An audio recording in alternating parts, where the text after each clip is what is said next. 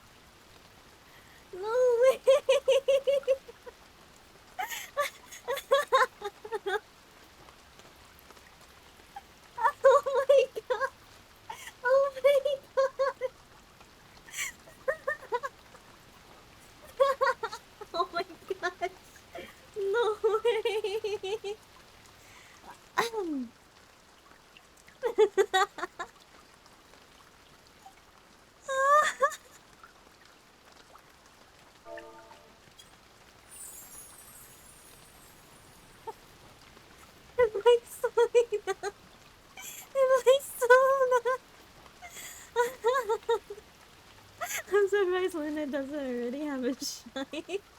Luna, all giggly and flustered. Shush! Don't believe. No, don't look at me. Wait a second. No!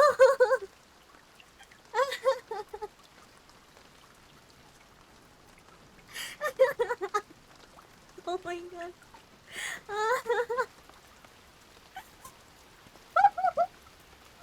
Wait, Burger! Wait! Wait! Burger! Burger! Burger, please! I'm double the trouble. Speaking is cute, don't be embarrassed. Oh no. Oh my oh my god.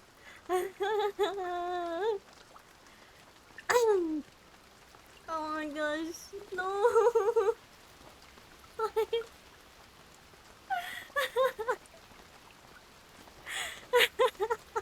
my god.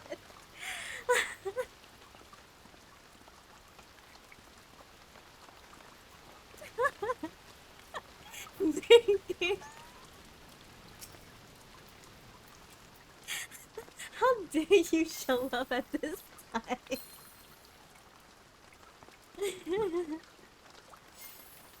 How dare you show up right now?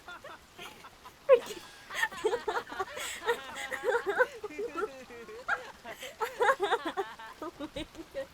I was gonna place it in your room, but I can't. Since I might need permission to furnish your room. Yo, give me. I want one in my room. Iceberg, thank you so much for the follow. Welcome to Wonderland. Hope you enjoy your stay. Definitely personal rooms and apartment can't be shared. Is untradeable? No! Cries. Shrimp. I shrimp so hard for a girl. Oh my god. Can you put it in the housing inventory? Does that work? I'm sure she can pick it up and put it in her room.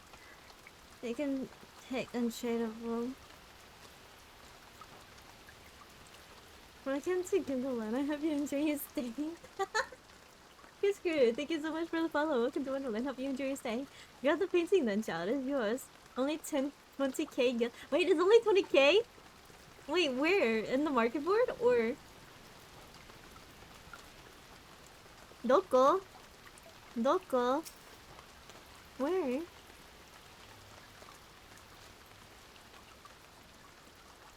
For the NPC vendor that I unlocked. Eh? you need to teach that in quest word. Vendor in Ishgard. Oh, I see. What the fuck? Oh my god. Where did you tell your friend? Oh my god.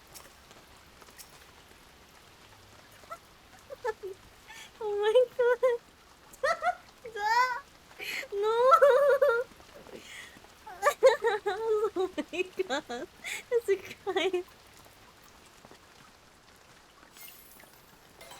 You guys are going to kill her. You really are.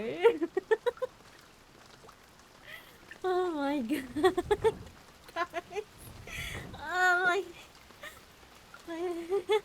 Something gone. Hey, where is this house? I must add to this. What do you mean?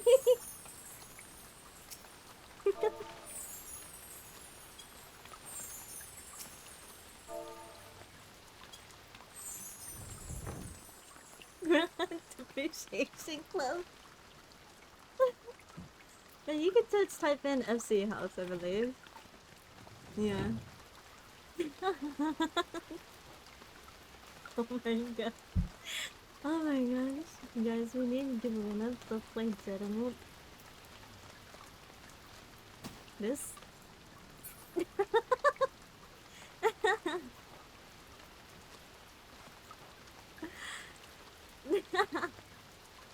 Nancy, thank you for the follow. Thank you, thank you.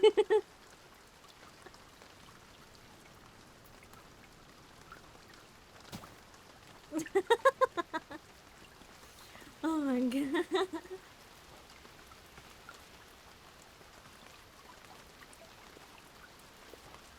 Burger. Burger, did you tag your friend? Yeah, I killed Luna from too much shrimping. Oh my god. I shrimp so hard for this game. I had to step away from him. We were doing a meta question. Oh my god. A very the theatrical death. Try to grab the painting at the furnishing mode. See if you can grab it. But I want it here. I like it being here. Graha's too cute. Graha is very, very cute. Look at Burger being a cutie over here. And then we got Graha all-rounder over here. You don't want it in your room? I want it in my room too. but you can try get the. Why not both? Exactly. That's why I was debating. I hate photos. Serious? Eh?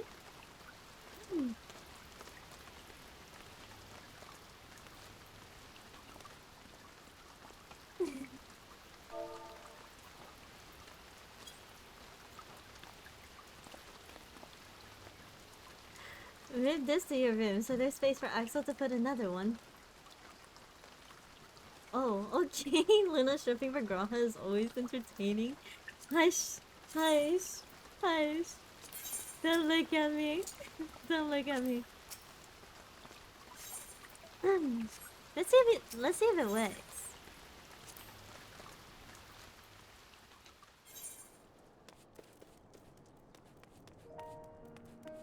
Where would I even put it? I don't even know where to put it.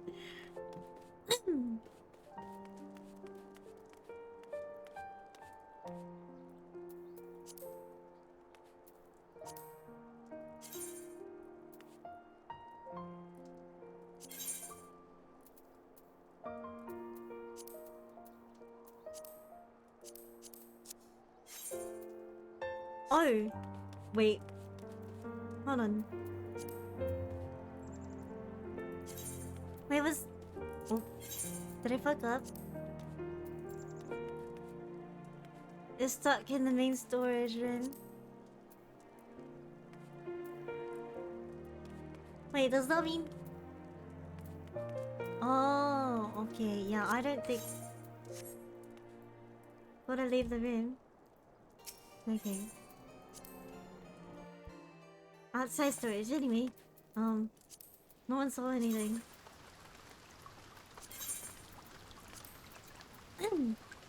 Anyway.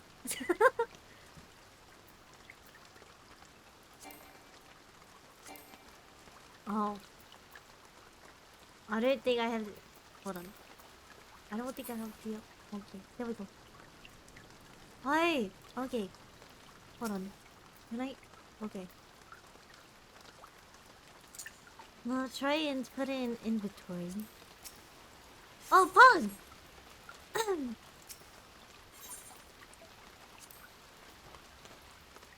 This is how often I use housing. Guys, I don't even know the buttons.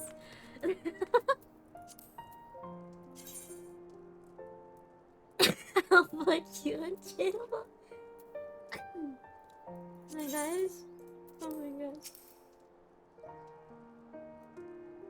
Wait, if I put it behind the bed, I won't be able to see him.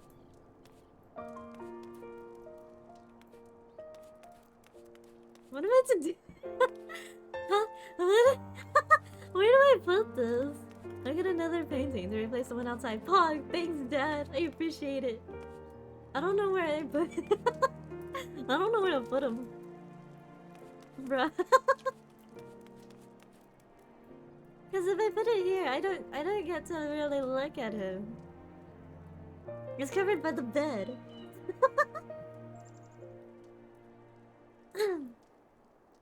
With one of these boys outside. Nah, it's okay. I'll figure it out.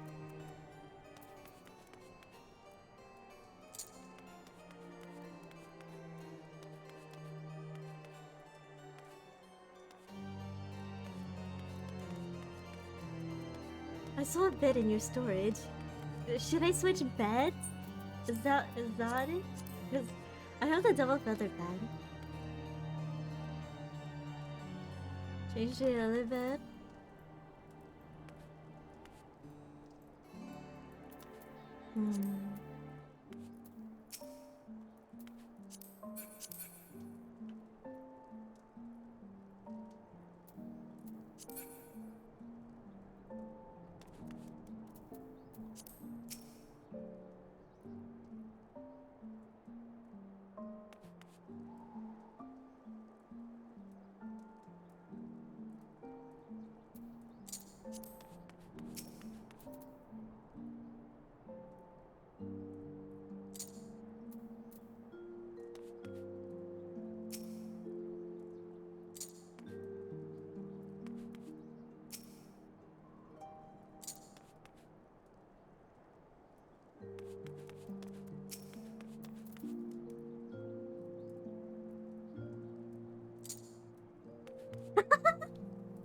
Oh my god, full out tray of freshly baked graham crackers for Lunacchiii and Ghost Specials nice for you. Yay! Thanks, Flink, I appreciate it. Thank you, thank you. If you want it, Pepe, you can click the bottom right button. Bottom right button? Hi! But it feels like it's not centered if I use that. Best spot. Yes. Now you have Graham watching every you sleep.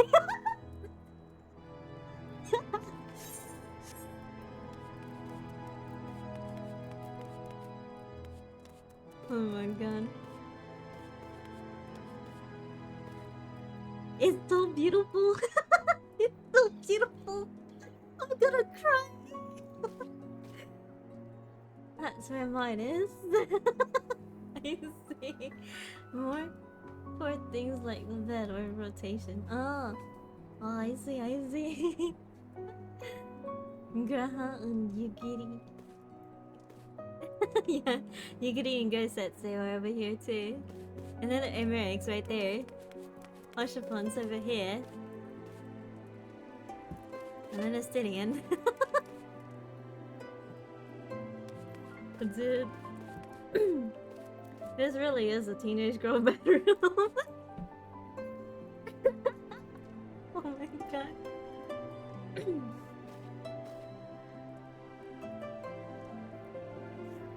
Shilala fell in love. It really is. Yeah.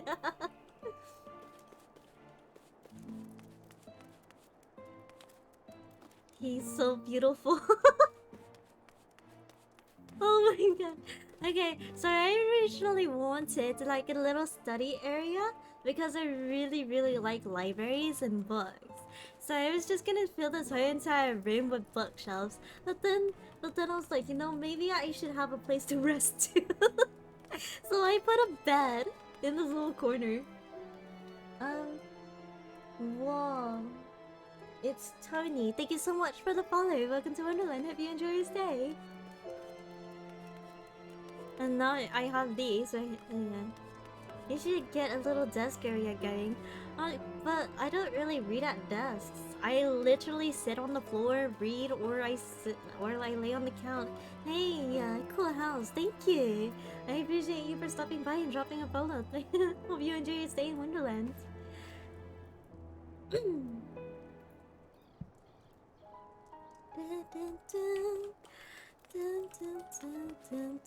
I see. Yeah, so I was supposed to like be more similar to what I do IRL. Thank you for doing shoutouts. Thank you, thank you. Because I'm gonna be honest, most of the time I don't use my bed for sleeping. I use my bed for like work. I do work on my bed, whether it's like drawing or like maybe doing like or maybe reading a book. I read books. I read a lot of like manhwas and mangas while laying on my bed or like something. So I don't really. A place that I'm more likely to fall asleep on is my chair than my bed. Where do I sleep?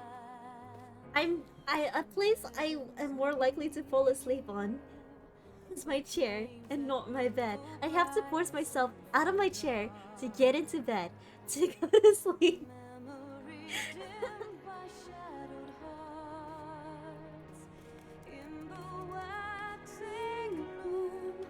Did Wayne the last moon watching as the words drift.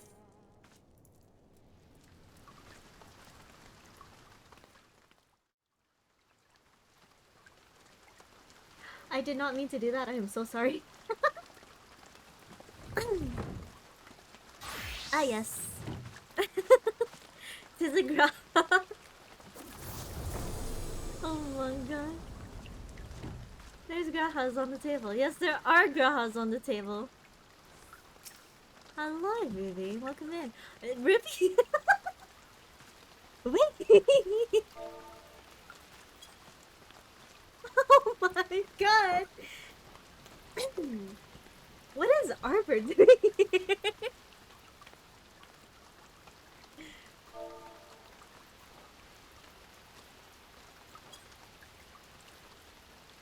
My husband, Arbor?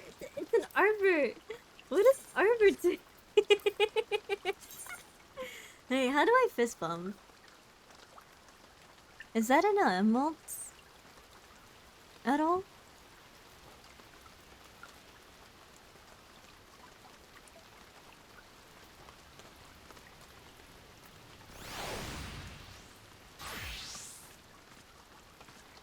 Too many claims.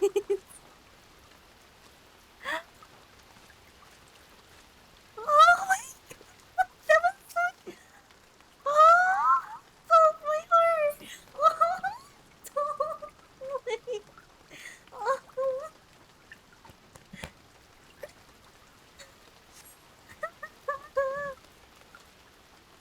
That's so cute!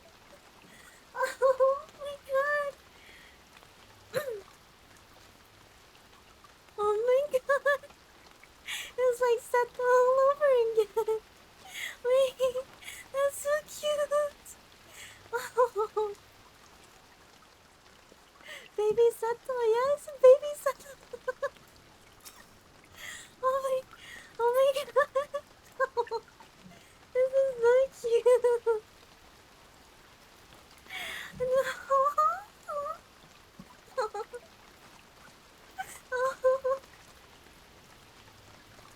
Wait, this is so cute for me, guys. This is way too cute for me. Holy shit, bro.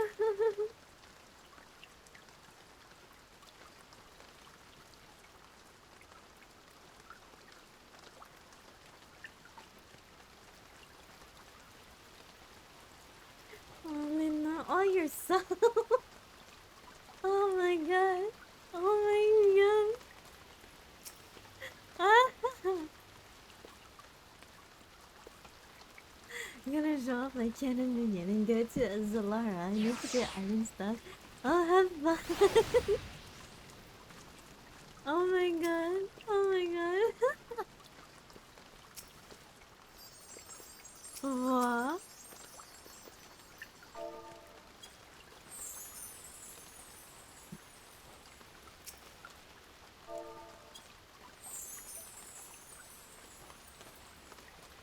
Wow. You, you guys and your freaking characters, I swear.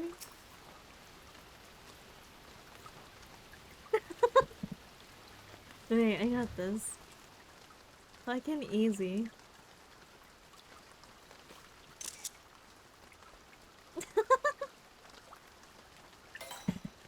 Did you not? Did you know you got a minion? What?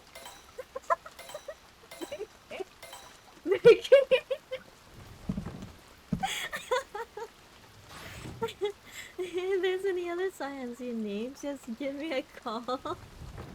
We for real. Oh my god. You guys are so cute. You guys are so cute. At least there will be another 30 minutes of Luna being down bad for girl.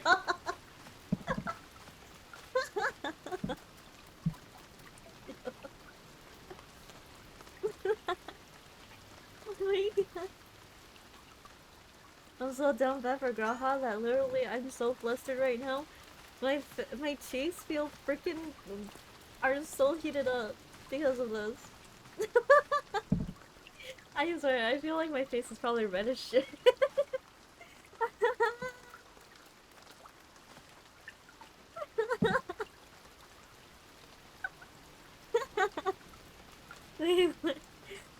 My face is feeling really, really warm. We can start to play with this with this already.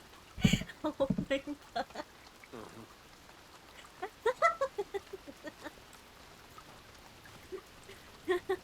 Oh, I never changed outfits.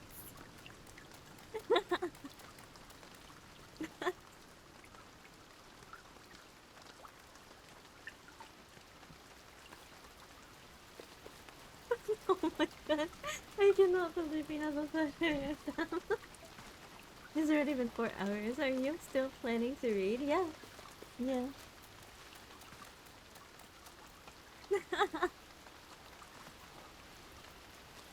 I so cute. You guys are so cute. Yeah. You guys are so cute. What you saying is we kill him with more? More what? Someone would say I'm sorry, but you definitely need coffee. Oh my god. Story time with Luna? Yeah, we're going to be reading Lodestone stories. Somebody find 3 more girls. No! My heart can't take that. I'm gonna get the food started downstairs.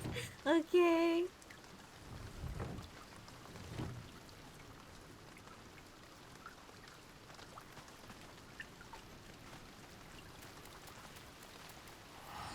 Can you guys hear the rain? Actually, I'm going to change the rain.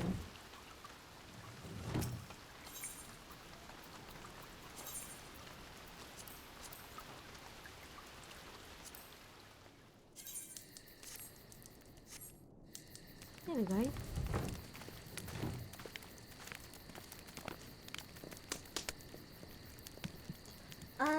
Zach, thank you so much for the follow. Welcome to Wonderland. Hope you enjoy your stay. Thank you, thank you. Lovely, you're still going on by the time I'm home. An hour and some change on the chain. I can't watch James. You're fine. Wait, what? It's the Froggit. I love Froggit.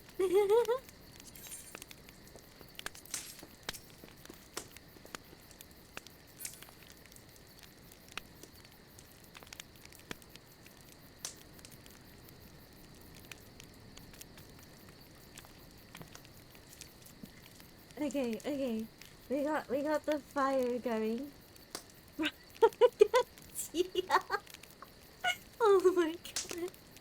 We got the fire going. The sound of the crackling fire. I'm trying to figure out how I want to do this. It's okay. We have VODs in YouTube. Yeah, we do have VODs. Is it? Isn't this such a lovely photo right here? I think you saw it. I hope you had a laugh.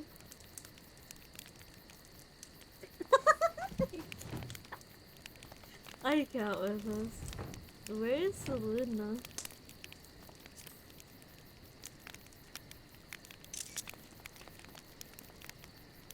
There's another Graha outside, FYI. Why is there another Graha outside?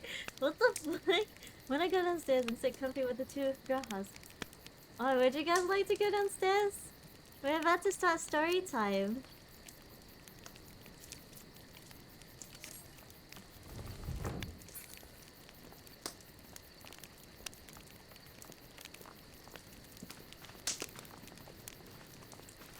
Is there another Graha outside, really? Let's go up here with Graha. Hello, Neko. Welcome in. Hi, Kiara. Welcome. Oh, it's Raha! Hi, Raha! I wave. Would you like to join us in story time? We're about to do story time. Good night, Luna, and thank you for the good stream with 2 Hagrahas. Thank you for stopping by. I appreciate it.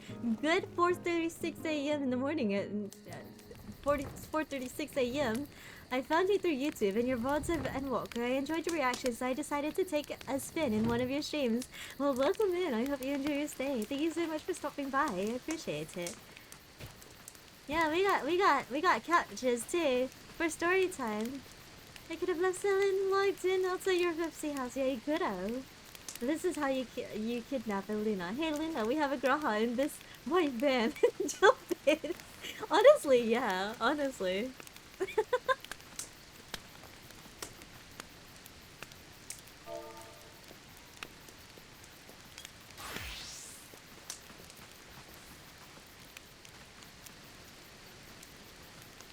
I can't believe.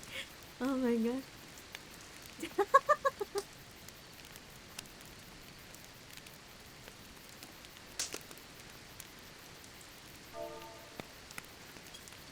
Okay. We got the fireplace sound. And now we just need music to complete it. Let me just wait, so like 120 just for the all the scions. Damn! Holy shit! That's insane.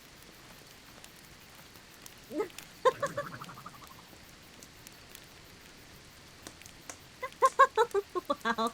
We literally. What the fuck?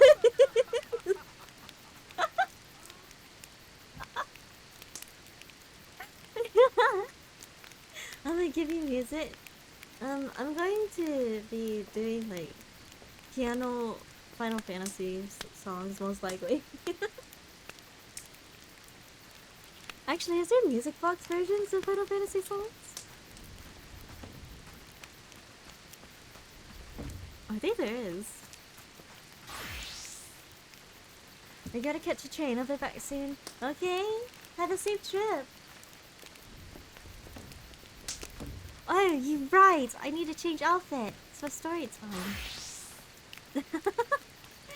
Okay.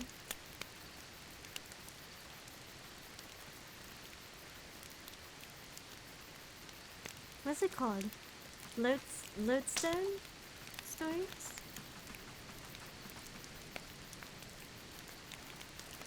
Lodestone stories.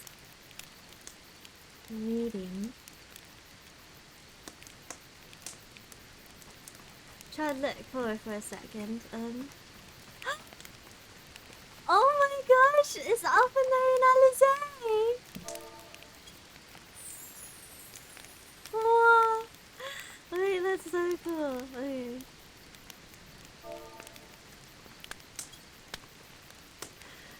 Oh my gosh! I love it! This is so great! Okay. The twins. It is the twins. I found a music box version of Tomorrow and Tomorrow.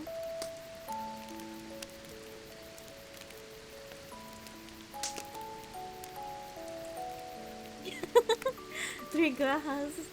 Yeah, there are three grahas.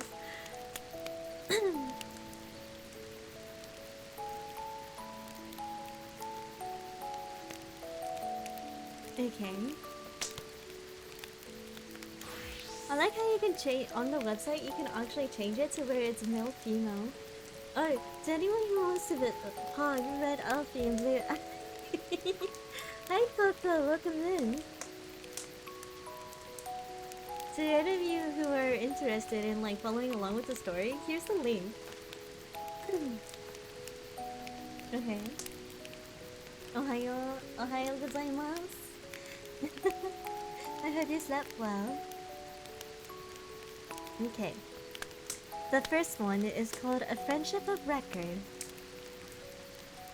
In a quiet corner of Amarok, the bustling metropolis at the heart of civilization, sat a vault known as Anamnesis, a Nider.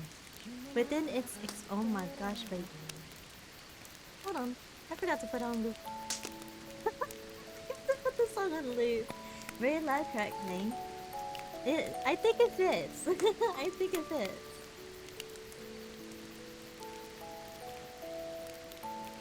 Within its expensive walls. Wait, did I put on it? Yes, I did. Okay. Not only were creation's concepts catalogued, but every known natural law and phenomenon was documented in exhausting detail. In short, it held the sum of mankind's accumulated wisdom. As vast as this collection was, it required the oversight of no few curators, whose responsibility was to categorize and subsequently organize the ever-increasing number of papers, crystals, and other record-keeping mediums.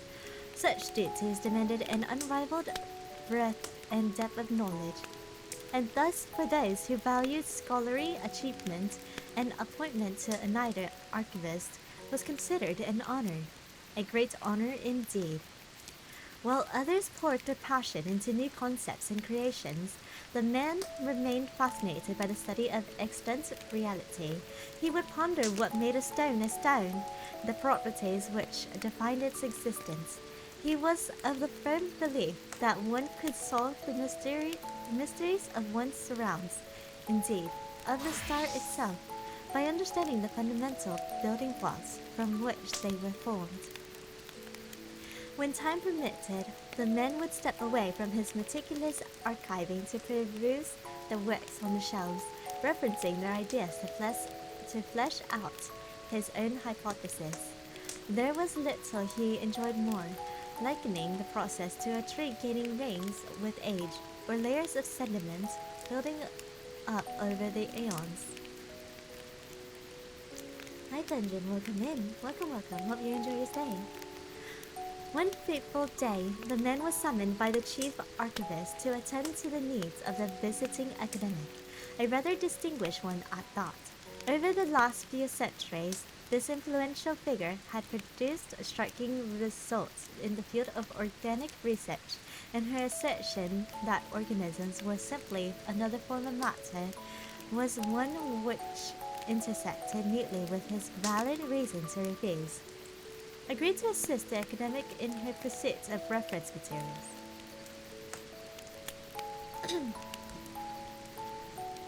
At the appointed hour, he took himself to the anteroom which abutted the entrance hall. A woman's voice, vibrant and clear, answered his polite knock. Pushing open the heavy door, he beheld the scholar standing alone, garbed in the same black robes and white half-mask worn by the majority of the citizenry, himself included. As he entered the chamber, however, she swept back her hood and slipped off her mask with smooth, unhurried motions. I am Vinod. A pleasure to make your acquaintance. The archivist was stunned. With the exception of circumstances where identification was mandated, it was inappropriate to bear one's face to anyone save intimate friends. The custom was otherwise broken only when seeking earnest counsel, entreating a mentor for aid, or making a life-changing commitment, none of which should apply to me. Regardless, it signaled her intention to engage him with candor and respect. With a deep breath, He reached for his own mask and returned the gesture. And so, a friendship that would endure until the end of their days. Aww, there's a very cute picture of a knot too. Mommy the knot, yes.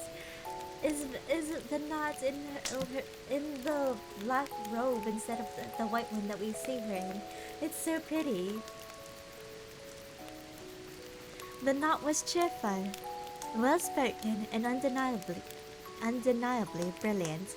Her carefully crafted arguments drew sighs of admiration from her audience and concessions from her opponents. A rounded gemstone, without edge or flaw, the refracted light rendered a soft glow.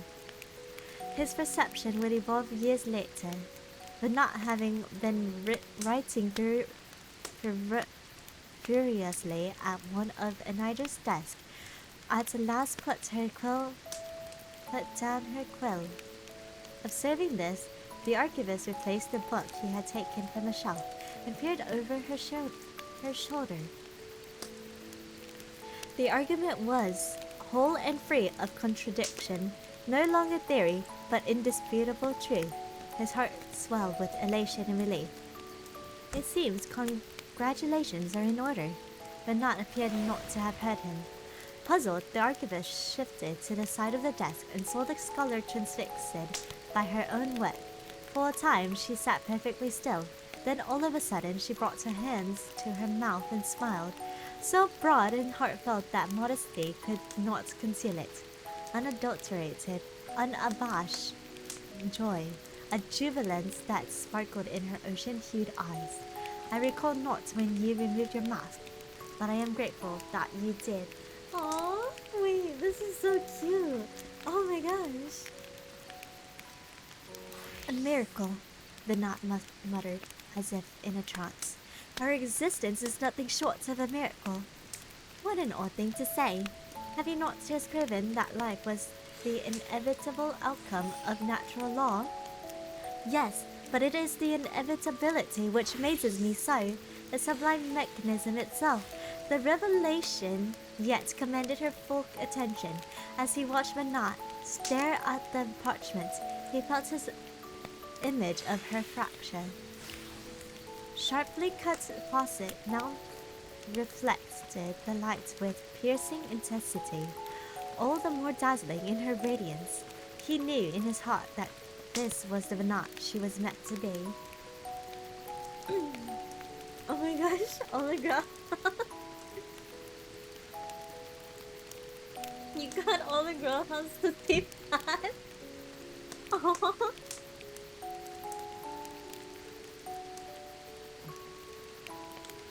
The perception of the world has changed, the archivist realized. As if for her, the true shape of things had brought into stark focus. I am leaving on a journey. Her entrance was unexpected, her declaration abrupt. Where will you go? Nowhere, she replied. Everywhere. This star has so much to share with us, whispered wisdoms to which I would hearken. Untold experiences I yearn to feel, mysteries and wonders I must understand. Then you had best get started, he said, knowing full well that she needed no encouragement. But do take care. In lieu of a farewell, the Nat graced him with another joyous smile. Her robe twirled about her feet as she turned and strode from the echoing vault. He watched, waiting until the distant door had closed behind her, then turned to his labors. Looking over the documents with a practical eye, he quickly determined the first item's rightful place. He reached for another, and then another, carrying out his task with quite efficiency. Yet his mind wandered. What will she seek when next she returns? I must be ready. The time he has set aside for his academic pursuits was gradually consumed by the study of subjects outside his field of expertise, a diversion he found strangely rewarding. When Banat did interrupt her travels to return to Anida, it was always without warning. Sometimes months would pass, and on occasion years, before she appeared again. seeking to deepen her knowledge on this or that matter. As she enthusiastically regaled him with her adventures, he was struck by how different this Venat was from the brilliant yet rather more subdued scholar he had met once upon a time. A crystal bathed in sunlight, so blinding in her delight she outshone the very stars. Her discoveries astonished him, as did her daring deeds that allowed her to make them. He, in turn, astonished her, producing the resources she required if she had finished describing her query. The not standing in society, too, began to change. In recognition of her work, she was elevated to a seat on the convocation, to the office of Azam. As well she should. The mental of the traveller suits her well. Despite this history, her well-deserved new status demanded all the more respect and distance. When next she appeared, however, the ceremony with which he presented her documents did not sit well with his esteemed visitor. "Must I suffer this exhausting pomp from you as well?" she asked, her brow creasing in annoyance. "Am I to speak to Azam as if she were my study partner?" he retorted. You represent our highest authority now. You must accept the trappings with which it comes." The nun went to embrace her duties, accomplishing all manner of notable deeds in her time as Azam.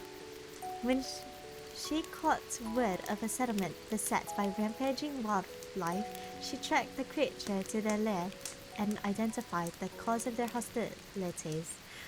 When a citizen feared for a colleague yet to return from an expedition, she braved precipitous mountain peaks to find him. She toppled a towering creation born from a child's errant imagination, weeded out poisonous plants that infested a farmer's crops, and when a matter required greater invention, she brought it before the convocation of 14 with a solution she herself provided. Astride her golden familiar, she journeyed without cease across land, sea, and sky. Aww. I'm assuming the golden familiar is Argos. Argos. the doggo. Thus when Venat announced her decision to relinquish her office, it was that much more unexpected. A jest, surely, yet she spoke in glowing terms of her chosen successor, a fascinating woman she had met on her travels. "You would surrender the seat of Azam with so much left undone?" the archivist asked, still reeling at the implications. "A true traveller has no need of a title," Venat said, "and my replacement would benefit greatly from the opportunities granted by the appointed. The journey is different for each who undertake it. Even following the same route and visiting the same destinations, she will have different thoughts and experiences. She will make her own discoveries and observe that which I fail to perceive." Though she spoke of a successor, hers were not the words of one preparing to return to the star. Not yet, please, not yet. Having attained the apex of their personal truth, no small number of his Oneida colleagues have gone to their rest amidst a shower of praise and accolades.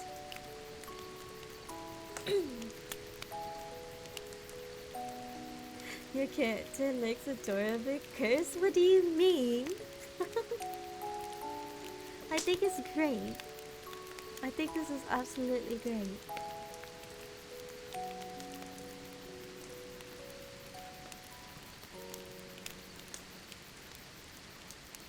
But the archivist felt no pressing desire to join them, rather the opposite, for there was but one purpose he considered worthy of fulfillment: to keep watch as this incandescent jewel walked her path, and bear witness when she arrives at its terminus. The knot stepped down from the seat of Azam to don the white robes of a neutral advisor. The man, meanwhile, stepped up to assume the role of chief archivist. And so it was that, when the final days were upon them, Anamnesis Oneida would serve as headquarters for Venat and her loyal followers. Coziest stream ever. I'm glad you are cozy. We are aiming for cozy as we read the Lodestones, because I've been meaning to read them, but I never got around to it, and I found a perfect opportunity to. The dialogue that you read in this story is already a cutscene in 5.2.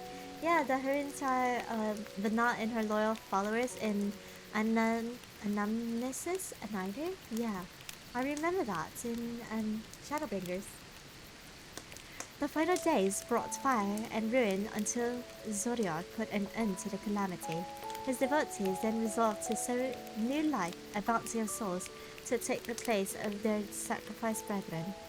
In time would they reap this crop, and by rendering it unto their God would the lost be returned, and the world restored to paradise it was, and ever should have been. Vinat, along with the archivist and their like-minded companions, objected to this undertaking. The future, they believed, must not bear the cost for saving the past. Only in accepting pain and loss, by learning from the mistakes of yesterday, could they greet the morrow. As a power such as Zodiac possessed was anathema to the progress of man. The Knots faction thus resolved to manifest an entity capable of shackling the power. To have any chance at defeating the nigh omnipotent Zodiac, however, the sacrifice must be absolute. Not even their souls would remain. In the evening, this consensus had been reached. The archivist approached his friend. "But not, please," he wavered. "Why must it be you?" Heidelin, as the entity would be known, required more than the collector's souls to manifest. She needed a heart. Banat was the obvious choice, though some believed that their leader should be spared. To carry on the cause and events, their efforts ended in failure, but as Banat explained her reasons, he knew she would not be swayed. "Rest assured, however, I shall not vanish from this world. The form I take shall ever remain my choice." "Then I will press you no more. Only know this, you will be sorely missed." She stood before him in silence, and he knew he would never forget how the light caught the tear in her eyes she dared not let fall. "It is I who shall miss you." He had thought only of her sacrifice and not of the pain his own passing might cause. What is a candle to the sun? And yet, unable to find the words, the archivist retreated into ritual. He held out the crystal, as he had countless times before, upon which was stored the last chapter of cosmological wisdom the knight had sought. Though she had spoken of its importance, he suspected she withheld the entire truth of her glimpse into the future. She had offered precious time. She had offered precious little. "What we anticipated and what comes to pass need not be the same," she had once said. "'Tis best we work towards the greatest good, without foreknowledge which might cloud our judgment." The rounded gemstone before life and revelation shaped her into so much more. "The change in you had been miraculous," he began, choosing his words carefully. "The change in myself almost equally so. A small sample size, perhaps, but if all mankind can grow in similar fashion, then I fear not for our future. Prove my theory, Vanat. Prove it was worth the sacrifice." His challenge hung in the air between them for an age. Vanat sighed. A small smile played about her lips as she accepted the crystals. The archivist grinned. "I regret only that I cannot see it through at your side. If you are to be her heart, then I would be her eyes. I would watch unblinking until the very end. If only he could fade into oblivion, that would be his end, but his challenge would endure." May it bring you joy and solace on the long road ahead. And at your journey's end, I pray you look upon our fellow men and know they shall carry on in our stead.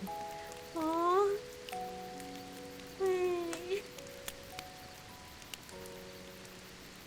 That was so cute. It's the Watcher. Yes, it's the Watcher. Oh, from the moon. With all the crystals of memories. Oh my gosh.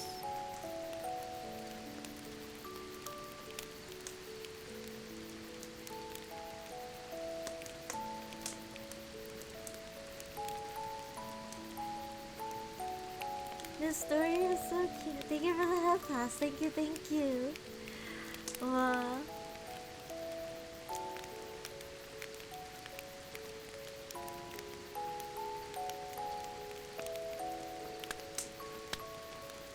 Okay.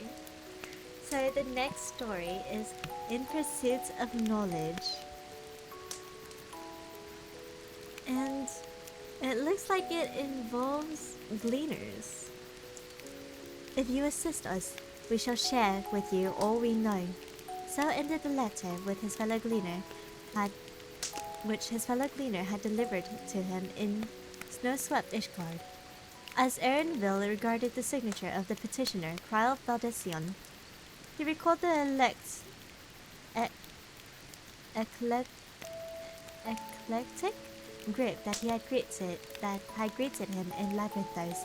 What is your story? Oh my gosh. Oh, hey DJ Hi. Oh my gosh, hello, welcome in. How you doing, Potate? Is it Potate? It is. Thank you for doing shoutouts. So we're currently just reading Lodestone stories. I did the thing. You did the thing. Hi Potate, welcome in. Your streams are great. I love your DJ sessions. Thank you so much for stopping by. I appreciate it.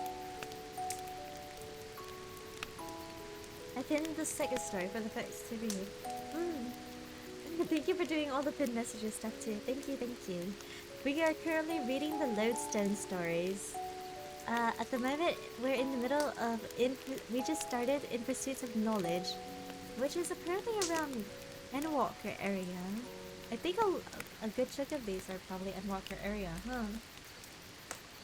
A friendship record was Shadowbringers. This one is Endwalker. I don't know about the other two. We'll find out. Okay. He was pondering the proposition in his lodgings when his link pearl rang. It was the guild's administration officer who launched into the shocking news before Erinville had the chance to speak. There's to be a great exodus, an exodus from the very star. In frantic tones, the men relayed the details of the forum's announcements, the coming of the final days as foretold by Heidelin, and the means by which they might escape. The moon. I knew they were hiding something. Even as he struggled to take it all in, he felt vindicated by the revelation. Time is of the essence. Do what you must and return to Shylian at once. Despite his best efforts, it took Erinville a full 3 days to return his animal charges to their natural habitats. Days during which he received unsettling reports of calamity and chaos in the Near East. Upon manifesting in Shylian Plaza, he marched to the nearby Valdesian Annex, where he found Kyle in the middle of a discussion with the receptionist. Tell me the details, he said, declaring himself and his purpose in one breath, as he thrust out the letter in front of him. Kyle stared at him, dumbstruck, but quickly gathered herself and obliged. And what a fantastic tale it was! The science of the Seventh Dawn has uncovered not only the true history of the star, but the cause of the final days, and now they sought to forestall them, that all might be saved. Erinville had always endeavored to cultivate a broader knowledge of the world, both for his work and for himself. He had, of course, heard about science, the renowned champion not least of all. He had not, however, expected to send said champion on an errand to round up runaway marmots, nor to encounter her again shortly thereafter in the form of a toad. So this is how adventurers amuse themselves. But to now be privy to the science knowledge and their purpose, he couldn't help but feel the smallness of his own. Oh my gosh. So many Christmas outfits. So cute. Thank you. Just level 17 min. And I gotta say, I like Karasu a lot. Karasu is great. He's so absolutely, he's such a character. He's absolutely amazing. Even with the limited scopes of his experiences, there seemed to be no end to the star's mysteries. Kryle's dizzying account made it plain that he hadn't even scratched the surface, and it pained him to imagine all those secrets left behind, never to see the light of day, all those stories forever untold.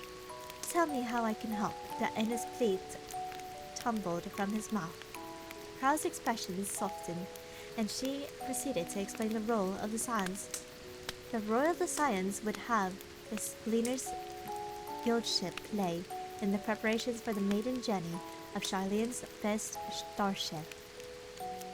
The grand plan was swiftly set into motion. Employing their vast networks, Ernville and his fellow gleaners secured a large part of the manpower needed to enhance the vessel's aether burner. Those who answered the call assembled at Scholar's Harbor before transporting supplies to the central circuit. There, they labored under the Forum's watchful eye to complete the massive arc that would fly to the very edge of the universe. As the work entered the final stages, while the Lockbrett's hyperhopper was brought in, the specimens that had previously been loaded onto the ark needed to be removed. Aided by the staff of Laventhos and members of Ilsabard contingents, the Gleaners tended to the arduous task, bearing load after load from Thamazem to the Archean. Though Erinville was no stranger to heavy lifting, the sheer quantity of cargo soon left his muscles and joints screaming in protest.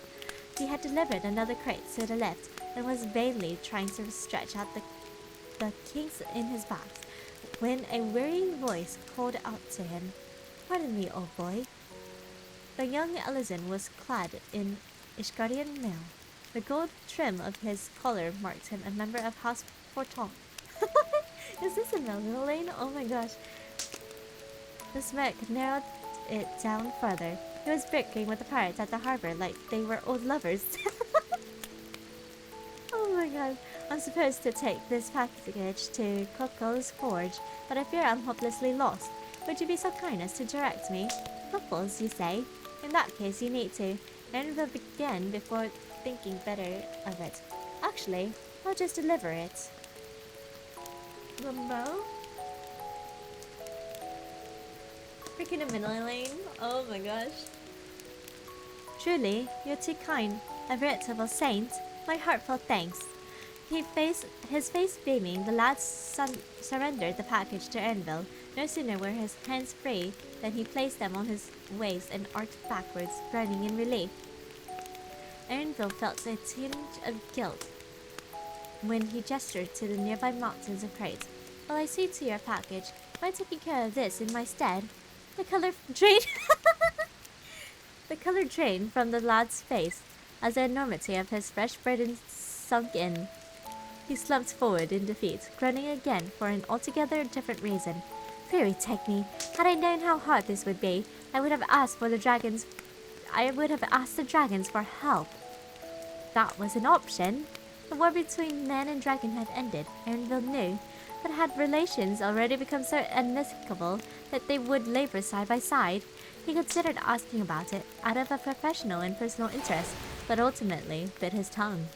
His aversion to overly familiar individual aside, there would be no future opportunities to engage with Javonians should they fail to complete the arc. A brisk walk saw him to the forge, where enhancements were being carried out on the aether burner. Air was thick with the clanging of hammers and the chatters of engineers, punctuated by the barked orders of Coco's Dunkel. Ernville handed the package to the first person who spared him a glance. As he watched it borne away, His eyes fell upon a yellow bird-like creature coming from the other direction. In the course, the yellow bird-like creature. Oh my gosh, it's Alpha. Love your model. Thank you. I appreciate it. Thank you, thank you. I'm listening to some dance music on YouTube, and I get Luna's channel as a recommendation. Really? Hello, welcome in. In the course of recruiting collaborators for their great project, Ernville had learned that it was a member of Garland Ironworks, whatever it is. Though he had been curious to know more, he hadn't found the right moment to ask. But if not now, then when? Oh, it's Alpha doing us a hydrate. Thank you for the hydrate. I appreciate it.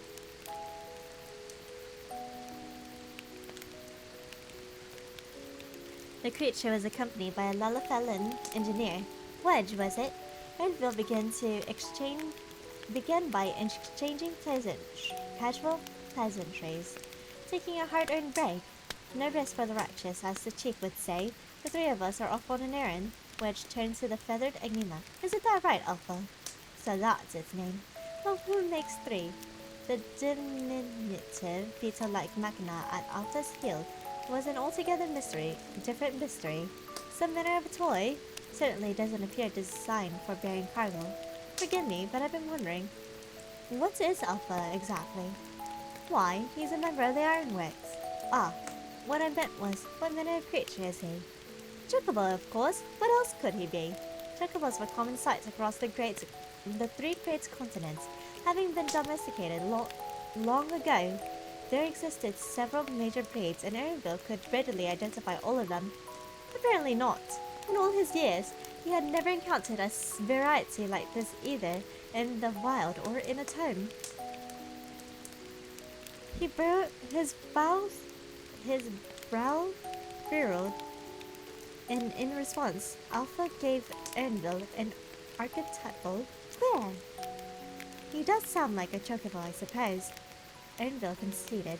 He was trying to think of another question when the little machina suddenly rammed Wedge's leg, causing the engineer to jump with a start. Ah, the chief! He blurted out, having been painfully reminded of his responsibilities. We need to get going, I'm afraid, but it was nice talking to you. And with that, Wedge hurried off, with Alpha flapping and the machina clanking along behind him, leaving the bewildered Ernville alone with his thoughts. As he watched the last of Alpha's plumage disappear from sight, he found himself unsatisfied. There must be an incredible story there. Could it be ruled out that Alpha was an undescribed species? He himself has captured more than a few in his time. There were academics who were tasked with studying, classifying, and then naming such specimens, and they could doubtless do the same for Alpha. But to what end? I love this story. I love how it adds Alpha. The science discoveries were a stark reminder that truth has never been the province of a select few, certainly not the Forum, nor was the future set in stone.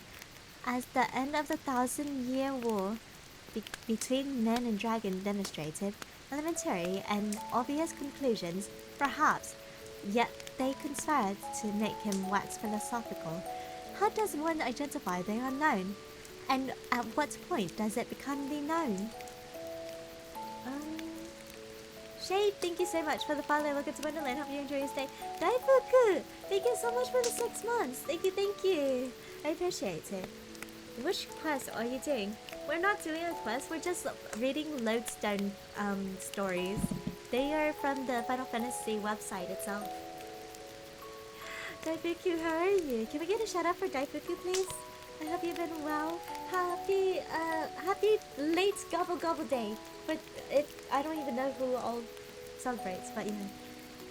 We're just chilling reading story. You can read the pinned message. Yeah, the pinned message will take you to basically the story that we are currently reading. You've been chilling?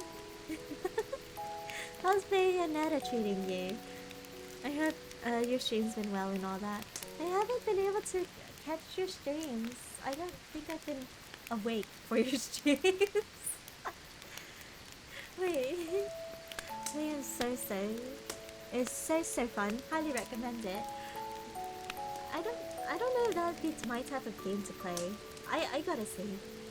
You need to watch your VODs for Endwalker. Oh, I would appreciate that.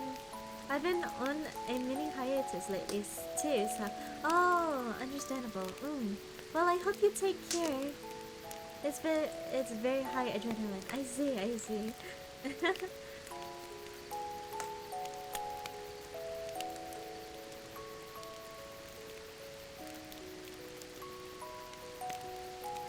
Thank. Mm. I seriously hope you've been well, and thank you so much for stopping by. Thank you for your support. I appreciate it. Think. Keep thinking, and you will find your answers. Your tale. A passing engineer brushed upon his shoulder, pulling Ernville out of his reverie, as the faces of those around him came into focus. He felt a newfound appreciation for their individuality. The cryptic yet colorful snatches of overheard conversations amidst a vivid landscape that suddenly stood out in sharp relief. There's so little I know, so much I've yet to learn. The science must triumph, and he would do his part to make it so. With one last stretch and a deep breath, he moved on. The mountain isn't going to move itself. I like how Erinsville's story is mainly just, I must help them succeed if I'm to learn more. I know so little and I want to know so much more. I love that for him so much. Oh, this is very cozy. Yeah, we're going for a very cozy story time atmosphere. I hope you enjoy it.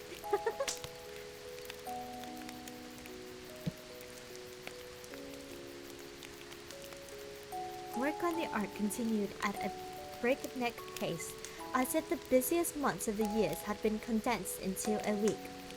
The Lockbrits scrambled to and fro, picking their way between porters as they imparted their knowledge to attentive Chilean scholars.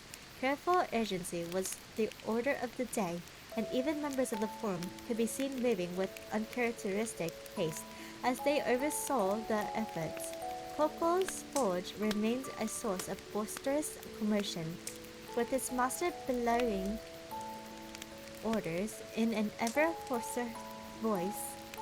Ironworks engineers were present in Thommazen at all hours, toiling between Hannish alchemists. Keeping this massive workforce fed were were family members and servants and staff of this last stand, who prepared meals in bulk with ingredients sourced from Myriad Agronomics and the Mitato. Nary a moment passed when coffee, chai, and nutritional supplements weren't being distributed. Blankets were set aside for those who needed rest, and weary workers gently laid them over their slumbering peers. Aww. Prop to those background workers, really. For real though, they were working so hard and barely got any rest. Eventually, the downpour subsided to a drizzle, and the cleaners began finding themselves free. By the time Ernville had made his last delivery, more than half of his colleagues were idle. Nevertheless, they remained in Labyrinthos, ready to answer the call at a moment's notice, until one day when the ringing of a bell echoed throughout the artificial sky, when from the scattered amplification devices a crackling voice began to speak. Attention everyone, this is Fortunato Levia. Hens halted their work and feet froze in their tracks. As all listened intently, Fortunato thanked them for their tireless labors and many sacrifices. The Ark's systems were undergoing inspection, he continued, and the city held its breath, uncertain whether this announcement would be cause for celebration or disappointment. But the vessel itself stands completed. The stars are now within our reach. Labyrinthos erupted into a chorus of cheers. Some laughed, some wept, some shook hands, while others embraced. In their shared triumph, every soul rejoiced in their own way. Ernville, for his part, only sighed in relief. To some, he may have even appeared indifferent, but the warmth that filled his breast was no less invigorating. We did it. With all his heart, he prayed that their hopes would reach the distant stars and deliver their own unto the morrow. And sometimes wishes come true. The final days came and went, and peace returned to Cheyenne. On a morning much like any other, Ernville approached the Valdesian Onyx. This time, however, he sought not to answer a petition, but to offer a proposal. In exchange for helping to rebuild the students of Valdesion, he would request their assistance in restoring the archives to their proper order. Aww. This guy really just went, I want to learn. Help me learn more. And I will help you. While he was somewhat concerned he might be dragged into troublesome Siren business once more, deep down he almost hoped it would happen. Oh, wait.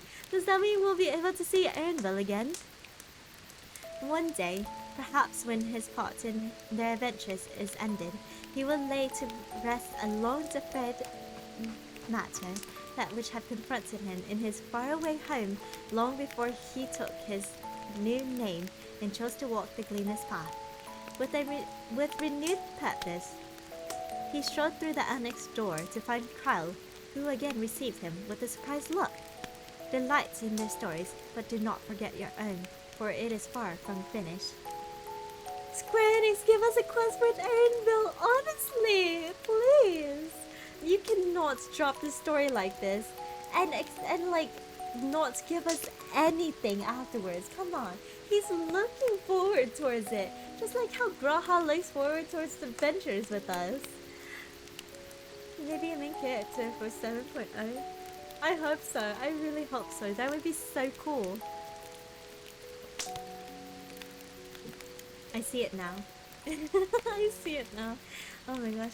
We do need a tour guide if we are going to Nerasidia, mayhaps. Indeed, we do. Alright, before I continue the next story, I'm gonna go use the restroom and possibly grab a snack if I have any snacks. I'll be back.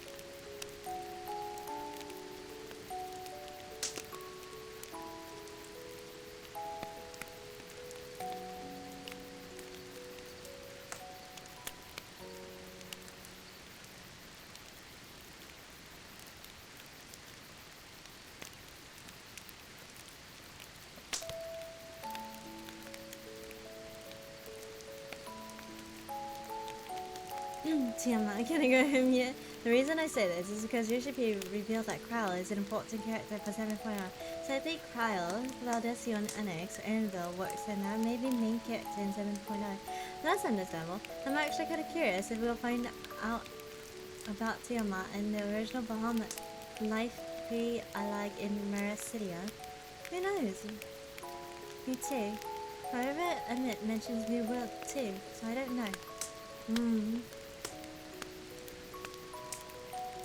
Hi, I'm back.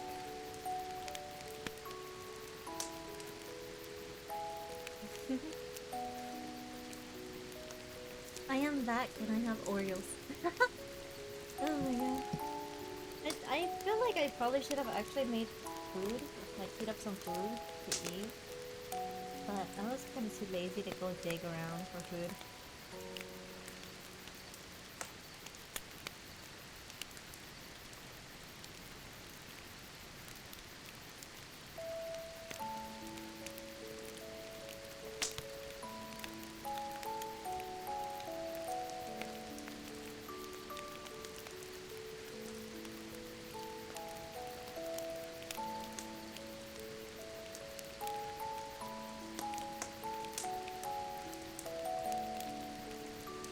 I can see my bunny ears poking out on the bottom of the screen. What?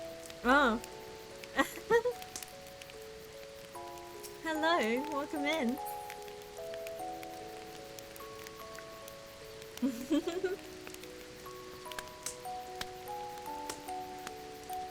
We got small hints of a new world. From Blue Mage Quest? Blue Mage Quest? Wait, really? Meetings are over. I can finally pretend to work while actually watching stream and play Lamau.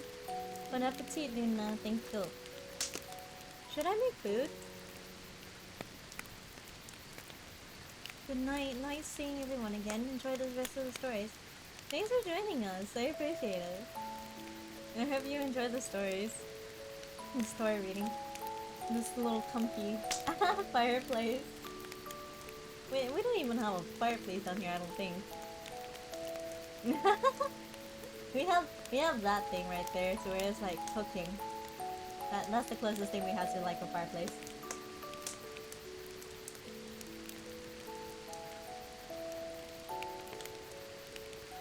Maybe I'll get food after stream.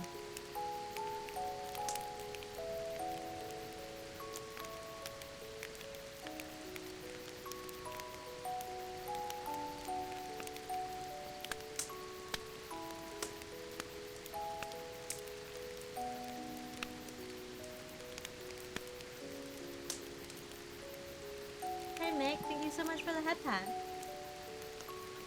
Literally a cooking pit. Cooking spit. We have one upstairs.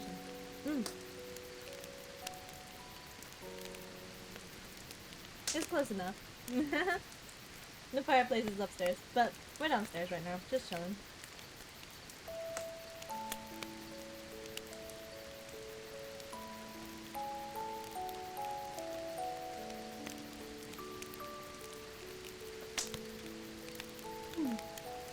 Alright.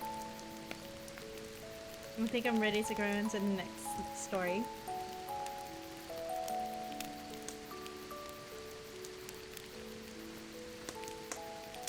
Real things in the world can be crueler than kind words. Than the presumption of understanding. All will be well, fret not. 'Tis passing weariness. I'm always willing to listen. The empty platitudes echoed in his mind, polite dismissals wielded to render feelings insignificant. Smoothing over jagged grief, carrying away thorns of anger until what remained could be molded into a socially acceptable shape. Sometimes he would resist, bristling at sympathetic colleagues, claw at their consoling hands as they urged him to bury his demons. But they would only look down at him, pity plain in their eyes. Tell them what they want to hear, and in return, he was accepted once more. and the sacred pretense of harmony restored. She's gonna be a Lala forever? I like being Lala. What's wrong with being a Lala? But this time, I'm surely beyond acceptance. Oh, this is a story about Hermes. A question of life. Okay.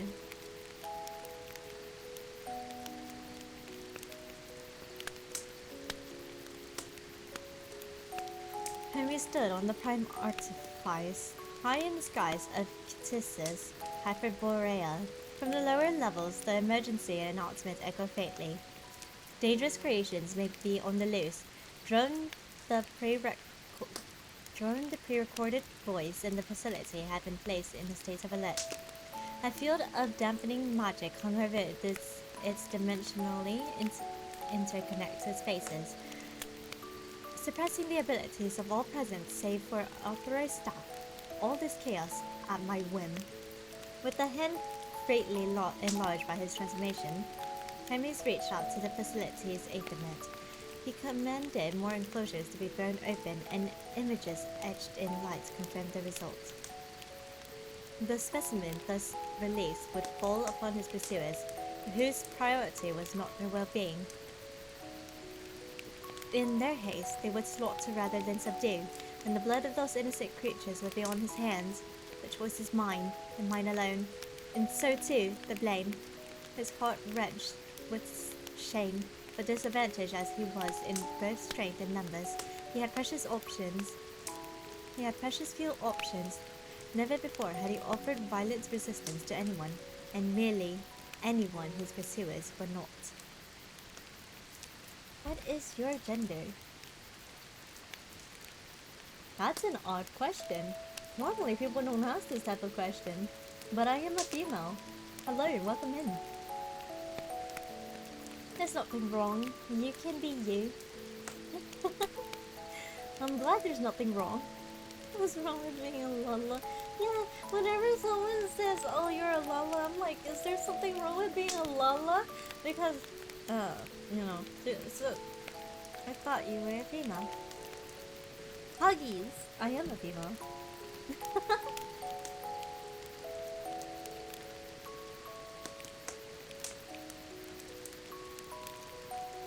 Where was I? I don't know. When man is likened to the lifeblood of the star, it is not for the role he plays in nurturing it. In this collective duty, all must flow in a single direction, and disagreement seldom departs the realm of civilized debate. Hermes was not given to asserting his belief, but he was about to do so with force, and the prospect filled him with an indescribable dread. Aww. Poor Hermes.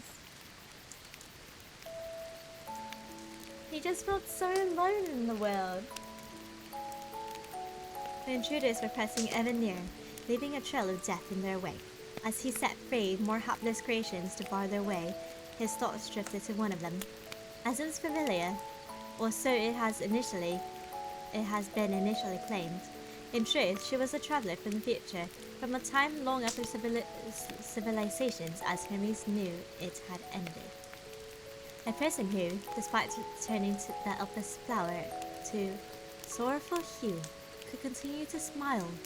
What Hermes had glimpsed in her gentle countenance was neither kindness nor forbearance, but strength, and that strength had allowed her to overcome innumerable hardships. Oh, wait, this is so cute. What the heck?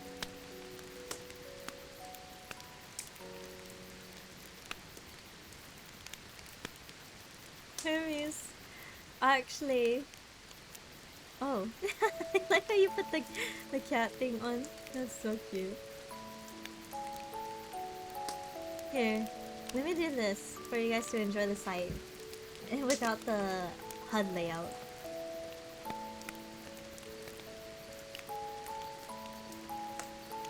Hermes never met you, that's why you sucked at meeting people, I see.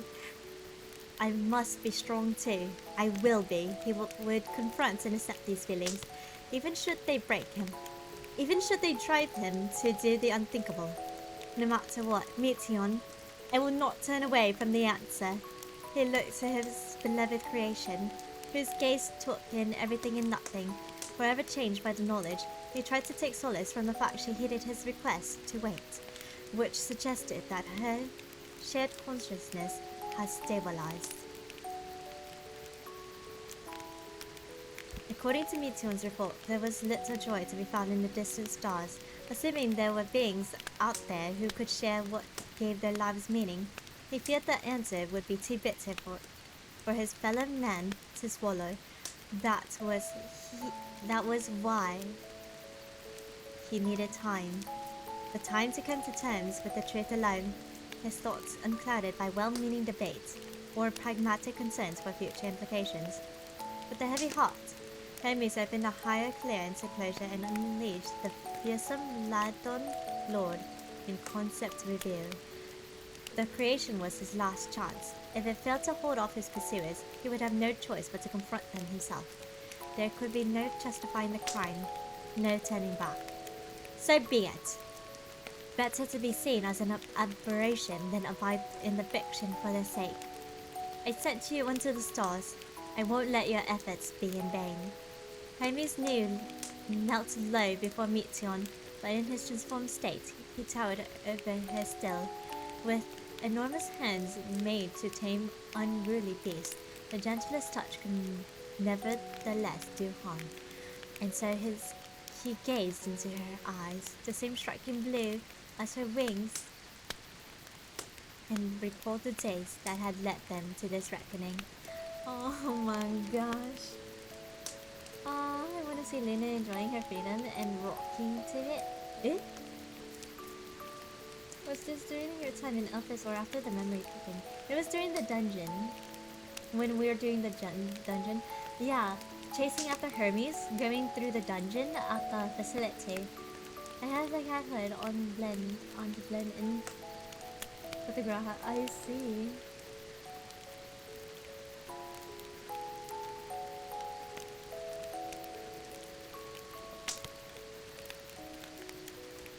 How do you do that, Luna? Disable the UI. Oh yeah, it's laptop is the scroll thingy. I think you can like go through your keys and just look through bindings and change your bindings.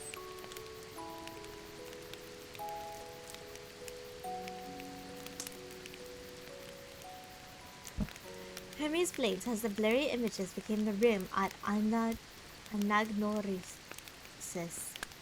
How long have I been asleep? He sat himself up on the sofa and was still trying to shake off the haze when Roth walked in. With a disappointed sigh, she explained how they had found Hermes collapsed in a corner of the garden and subsequently borne him here. He shrunk in embarrassment as the memories came flooding back. Forgive me, I may have been neglecting to take adequate rest. It's just, I'm so close now. I almost have the concept.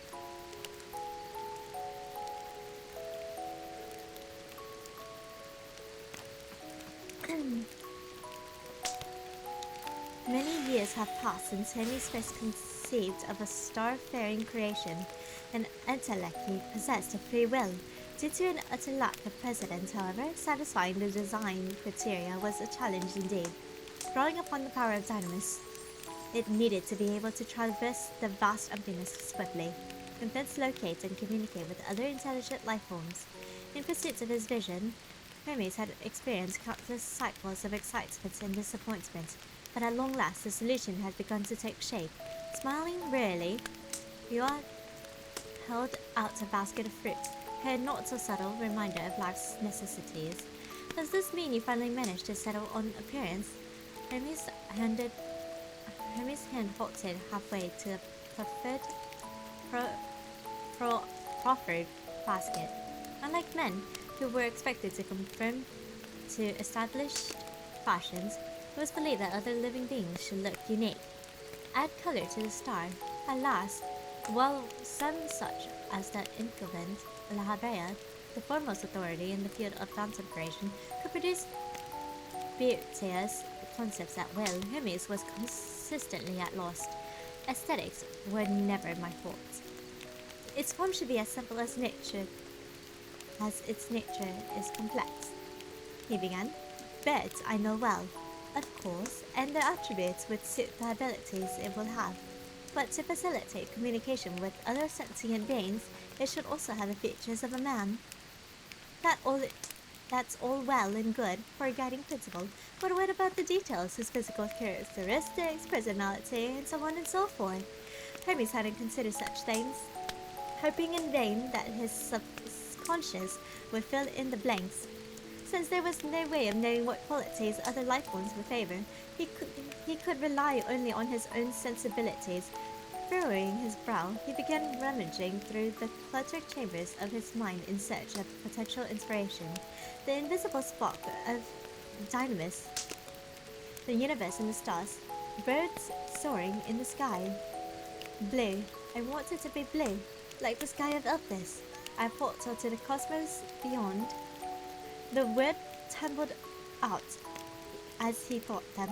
Ron blinked a few times in consideration before favoring Hermes with an approving chuckle. A fine idea. I trigger it so many times myself as my push to talk key is scroll lock. Oh, I see. Understandable.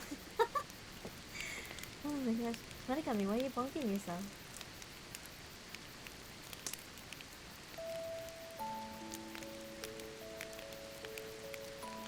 Oh, does the bun boy not want to be seen? Is that why?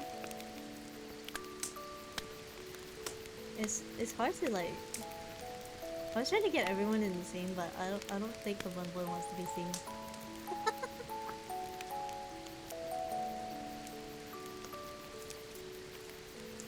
Okay.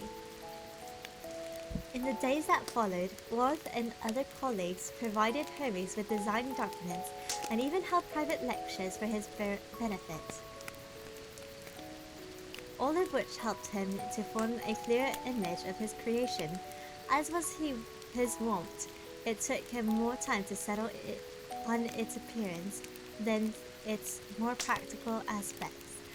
But as long as he succeeded in finalizing the concept, he would never forget the first time he brought her forth, the nervous anticipation as he channeled his magics, the gathering motes of light that coalesced in a brilliant storm, the moment of manifestation. Hello! The songbird was barely larger than his open palm, her blue feathers tinged black at the tips, the threshold to the universe as seen from the prime artifice. Already he could imagine her long tail tracing a line in the sky, like unto a meteor. Meteon. No name could be more fitting, for to speak it made his heart soar. So terrified had he been. He could not do her justice, but beholding the creature before him now, he knew there was nothing more beautiful in the world. Aww. Hermes, honey.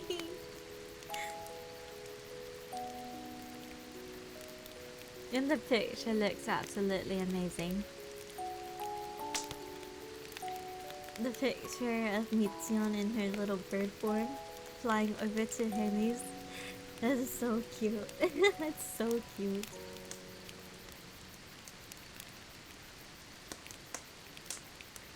So began the exploration of the universe. Hermes created Mitsuon's sisters, the Matea, though their shared consciousness made them more akin to a single entity and sent them on brief forays beyond the bounds of the star. Early results were mixed, though Mitsuon did not lack the ability she needed to fulfill her purpose. She encountered one problem after another in the great expanse. But we have come so far already, and we will go further still. One day we're gonna have to farm that dungeon to get our Mitsuon. Yeah, we do!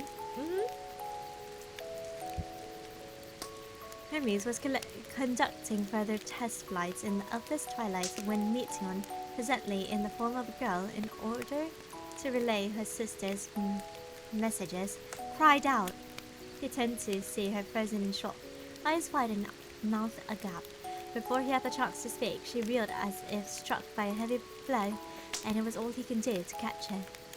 For a painful long while, she remained stiff as a corpse in his arms, and gave no indication that she heard his worried words. Then all of a sudden she awoke with a gasp of air, her body relaxing as if time flowed again. By the way she trembled, feathers standing on end, it was clear that she felt an intense chill. He was rubbing her shoulders to offer comfort when she wailed in frustration. "We failed again! Lost another one!" The Hermes had expected as much. It didn't make the news any less bitter. As he struggled to console her, Mitsuon rose to her feet and dutifully delivered the report. In her halting voice, her sister had been caught in a raging torrent of dynamis, she explained, and subsequently unmade, like so many others before. As a being of dynamis, Mitsuon could survive in most any environment by reducing her constituent ether to a bare minimum. A star may be wreathed in flame, frozen from pole to pole, or shrouded in toxic gas, but such hazard would not trouble her.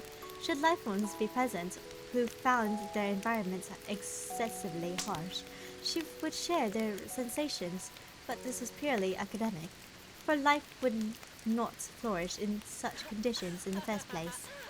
Yet, by the same token, being made of dynamis rendered Meteion vulnerable to its influence.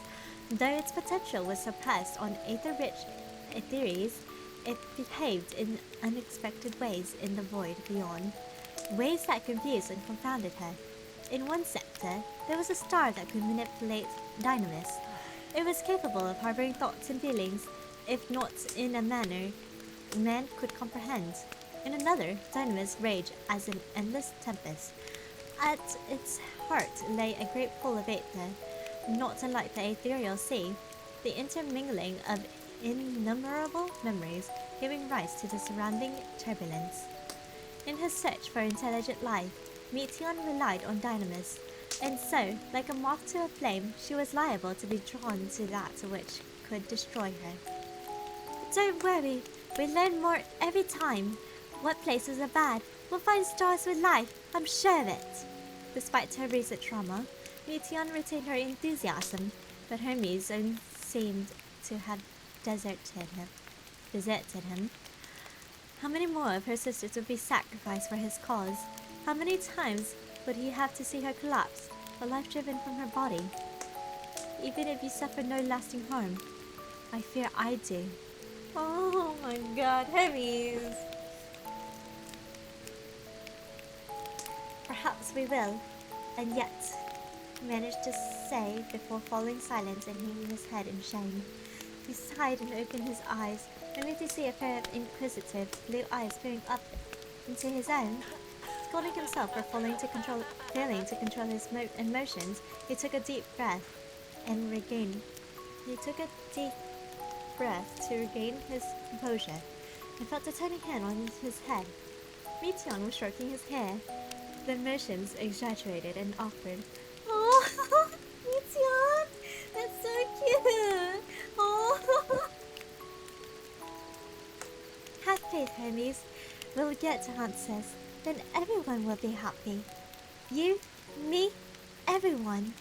The stroking continued for a good while before she withdrew her hand, leaving his dark hair an unkempt mess, and her soul somewhat comforted.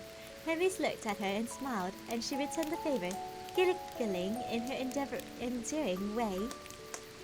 "You're right, Meteion. We'll find the answers in the distant stars, and then we'll bring change to our own." He rose to his feet to behold the star-speckled sky once more, with hope in his heart for the future. What is Luna reading? I'm reading the Lodestone stories, yeah. The short stories that are on the Final Fantasy page. This is so cute.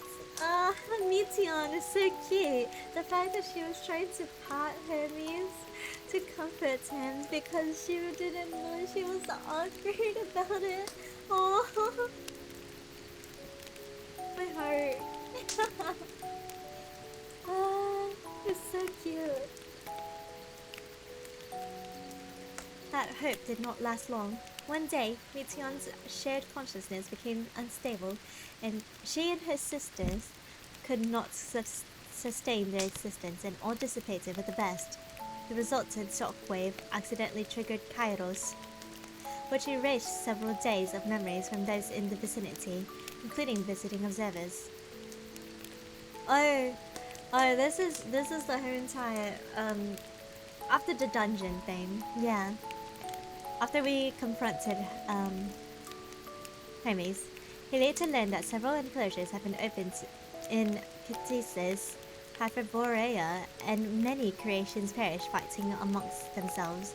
After delivering this report, his underlings suggested that, in his confusion, perhaps Hermes had sought to free them. It seems like something you would do, Chief, the man said with a pitying smile. Does it? Knowing it was the likely outcome, would I have been so reckless, so cruel? But it would not have been the first time. Hermes cursed himself for sending Meteion forth, for creating her, but most of all, for daring to have doubts. Had he simply thought like everyone else? Had he made peace with their morality, he would have had inflicted such pain upon himself and others.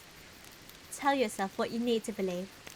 And so they did not resent him, and instead gifted him their cruel acceptance. All will be well, fret not. 'Tis but a few days and memories. The creatures can always be remade. The utilitarian logic assailed him, but this time he offered no resistance. He internalized the lie and came to live as others did. When he was officially nominated to the convocation of the 14th, he rose to the occasion and labored for the good of the star to the very end, to the moment reality itself was sundered. Of his desperate struggles, nary a mark remained, or so it seemed. Yet, be it in the ancient past or the distant future, yearning for which he sacrificed so much would endure. The fire would rise in those who looked up at the heavens in defiance of oblivion, the desire to confront the answers for which Meteion journeyed, no matter how terrible the truth may be. Oh my gosh, what the heck? Yo. I like how this one actually peers into his thoughts and like, oh my gosh.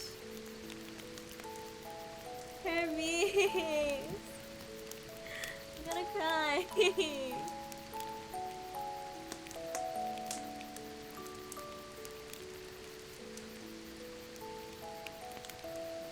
Next story is also a fun one. I see Julius and I'm already scared. Oh my gosh. But okay.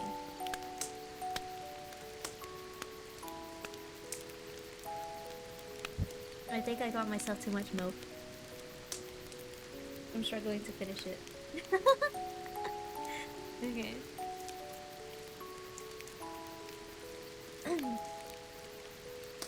So the fourth one is called A Question of Death. And apparently it has Julius in it. So this is like Garland mode stuff, I guess.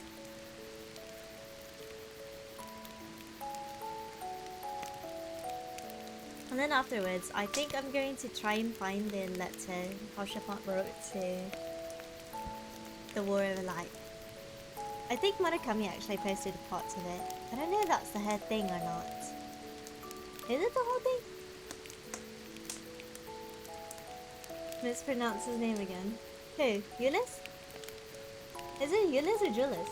Euless? I think it's Euless. Right? Right?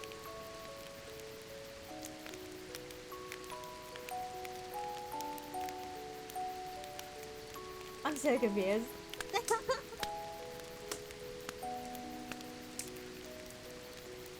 Like, Ilmore.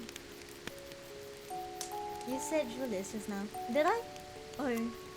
I sent you the Harshapon one. Yeah, I remember. Yeah. I'd have to pick. I'd have to open up my Twitter for that.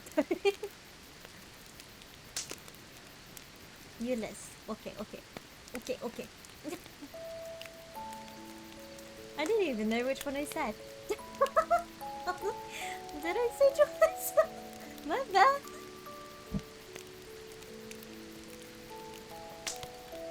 Ulysses awoke to near darkness. He was but one of many soldiers, young and old, lying in tertium. Every elm of the courage, courage, of what?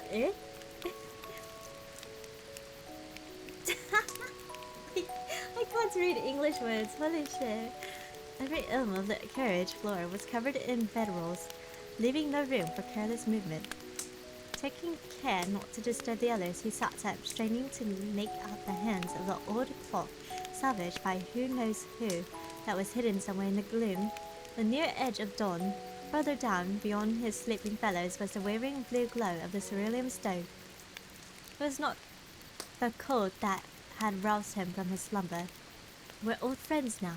Before accepting the Ilsabard contingent proffered aid, his people had little material and certainly no magic to warm frozen fingers and toes. The exhaustion that often carried him to sleep still failed to prevent him from regularly stirring in the night. Thinking he might pass the time with fresh air at least, he reached down to drag his boots and bag towards him. Conscious of every noise, he dressed stealthily, holding his breath when Publius rolled over next to him. Fortunately, there came no word of complaint, and Ulysses was free to slip out and mull over the events of the previous night in peace. They'd been huddled around the lamp in an out-of-the-way corner, the familiar scent of honey and spices wafting from their cradled mugs. One small comfort afforded by a surplus in rations, the conversations again had settled in a lull when Publius broke the silence. "I may just leave for Charlene," the grimacing youth of an age with Ulysses, though low in rank, had barely spoken a word all evening. Now that he had, none knew how to respond. It wasn't surprising, inevitable really. Survived the Telefroi in the final days they had, but Garlemald was still in a sorry state. The Emperor was gone, and the Senate disbanded. Nations were hesitant to commit to any policy concerning the erstwhile Empire. There had been some hesitant steps towards forming an interim government, but neither Garlemald nor its neighbors had the means to establish one immediately. The provincial leaders were waiting to see which way the wind would blow, welcoming their countrymen home while making no moves to resurrect the empire themselves. Rumors that this or that province was poised to formally declare independence, or had as good as seceded already, ran rampant. It was only natural to give Garlemald up as a lost cause, even as some returned to rebuild, others who had been tempered and taken to other nations for treatment petitioned to remain there. And these nations, Charlene among them, welcomed the refugees with open arms. Though Publius might be the first among present company, he would not be the last to make a new home far from the old. Publius stared into his cup as the moment dragged on. In this nation of the fallen, what was left to say? You can speak with Atheno or Alizé on the morrow. They'll put you in contact with someone you can trust, Ulysses ventured. The ever-helpful pair was staying at Camp Broken Glass, and like as not had plenty to be doing already, but he would be remiss not to mention it. I'll do that. With a small gesture, the atmosphere changed. Publius exhaled in relief, and the others were soon offering their words of encouragement and vows to meet again. Though their drinks had long gone cold, their cheers gave them warmth enough. To our brothers and our homeland. Oh, wait, so this is after the 6.0 where Athena and Alizé decided to go back to Garlemald to help. Oh, okay. The brisk winds carried away sleep's warm haze as Ulysses climbed the slope that led out of the station.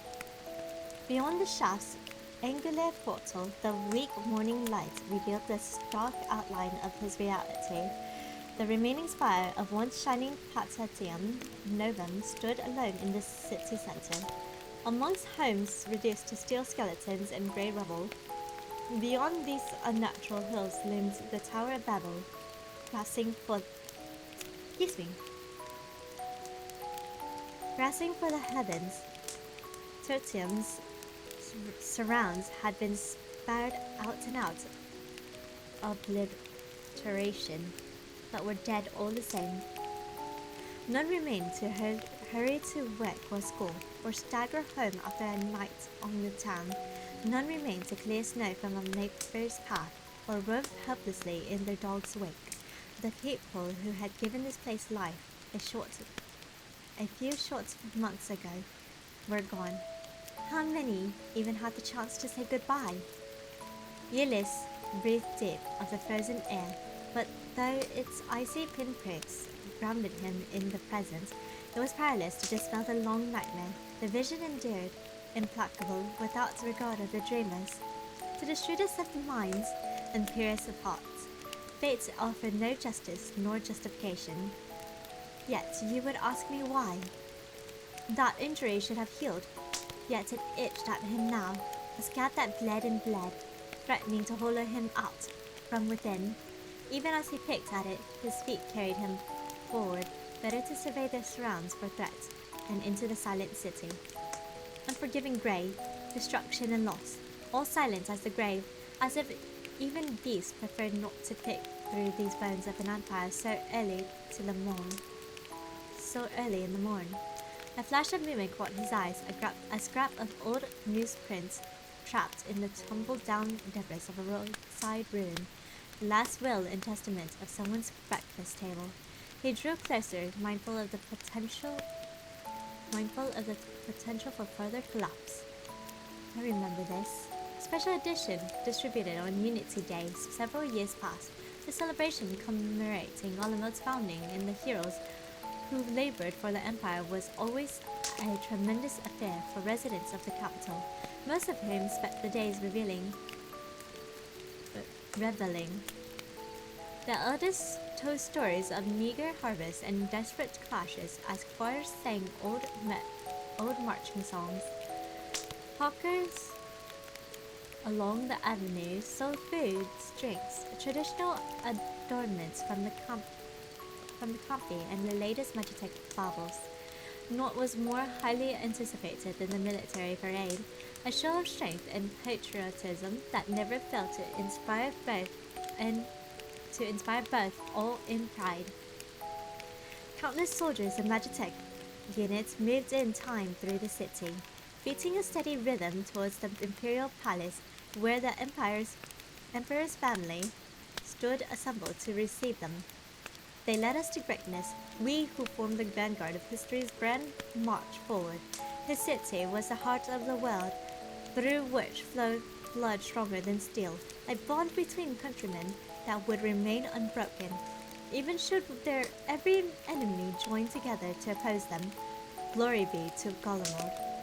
The Unity Days described in this print had taken place while Ulyss was in the academy, and marked the last year that the ailing Solus had been in attendance.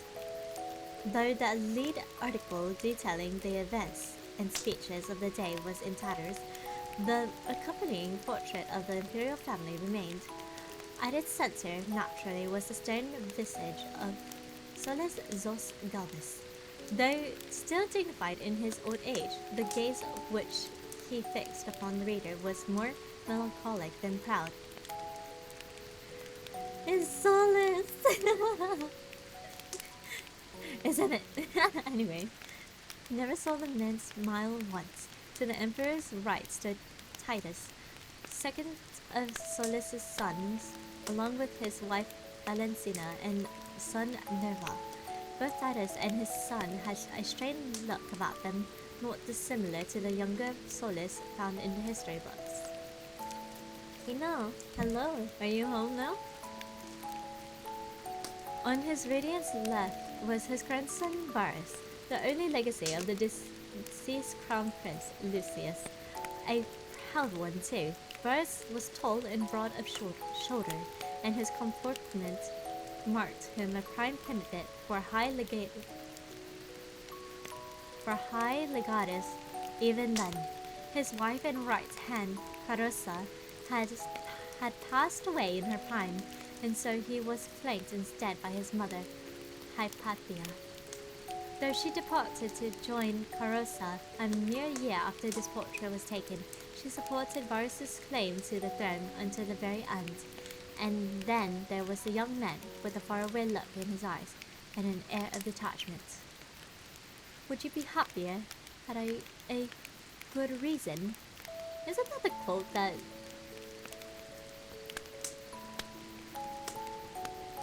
he asked Alizé or something like that? You just got home?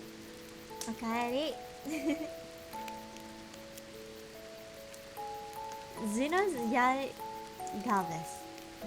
Though his anger has cooled since their encounter on the Eblan Rhine, Ulysses nonetheless found himself wretched back to the present with no little displeasure.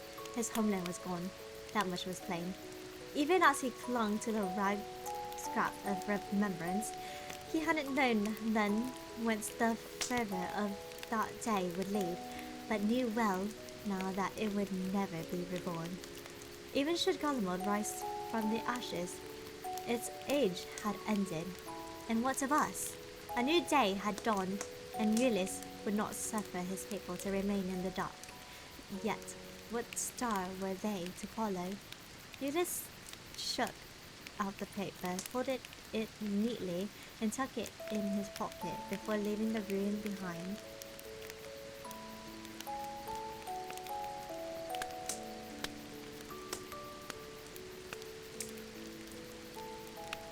Who? Wait, what are you guys going here for? Eh?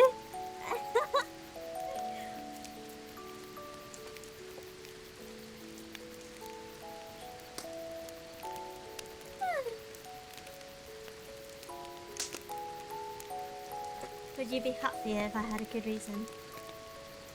Was that her entire? That quote, was that when Ulysses confronted Xenos? Or was that...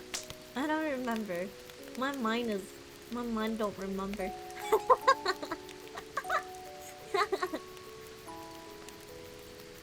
It was. Oh, okay, cool. The streets were still and silent. His crouching footsteps the only sound. Playing his role of watchman, he investigated the semi-intact structures he came across, but found little of note. No food or supplies remained, only the detritus of peaceful lives, not worth saving then or now. A fine layer of ash-covered splintered furniture and forgotten trinkets, forming cairns in the gloom. After a time, he arrived at a house he had never explored in his prior wanderings. With the roof torn off and the walls half crumbled, it seemed unlikely to hold anything of value, but he nevertheless picked his way through the frosted rubble that had once formed the lintel. Once inside, he dusted himself off and took to his surroundings, and drew a startled breath. Wait, this image, that soldier. Me too, but please. What? What am I doing? Wait, that soldier in the house. Could that have been the same soldier that we ran into? Or no? Ulysses had seen enough death by now to recognize it at a glance. He approached the soldier and knelt to examine his corpse. Though the cord had prevented significant decay, it was clear he had died some time ago. Had it been during the war, the body would have been removed, so he could only be one of the temple or the victims. The bites and scratch marks suggested the latter, like the scars my family gave me. Considering I was born as you, it is maybe. See, maybe, right?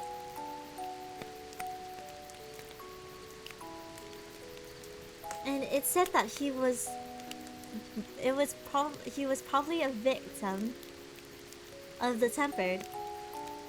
And the person we ran into, who had the key to the Magitech armor, the Magitech that we used to basically blow up the tempered, was heavily injured, which is why he couldn't move, right? Was he injured, or was it something else? I don't remember. I knew he couldn't move. Or something. He removed the helmet carefully, not a face he recognized, so probably not a member of the First Legion. Just another poor soul who had escaped the tempering, exhausted the last of his strength, and died anyway. When you check back after killing the tempered, he already bled out. Wait, really? Oh. Yeah, so it could very well be the same person, right? Ulysses would offer no gods-bound prayers as an Eorzean might, but nevertheless set the helmet aside to pay his respects. Though the sentiment rang hollow, he silently encouraged the deceased to find peace with his ancestors and watch over his kin. Alvino and Alizé claimed that the Scions had visited the ethereal sea, where all souls return. There, they were healed of their traumas and washed clean of memories, even should not a single prayer be offered on their behalf. Their deeds in life have no bearing on their place within the relentless machinery of death and rebirth, made no more difference than Golemod's vaulted unity had its ultimate fate. If the twins spoke true, then what meaning was there in any of it? What was life if not another pointless parade?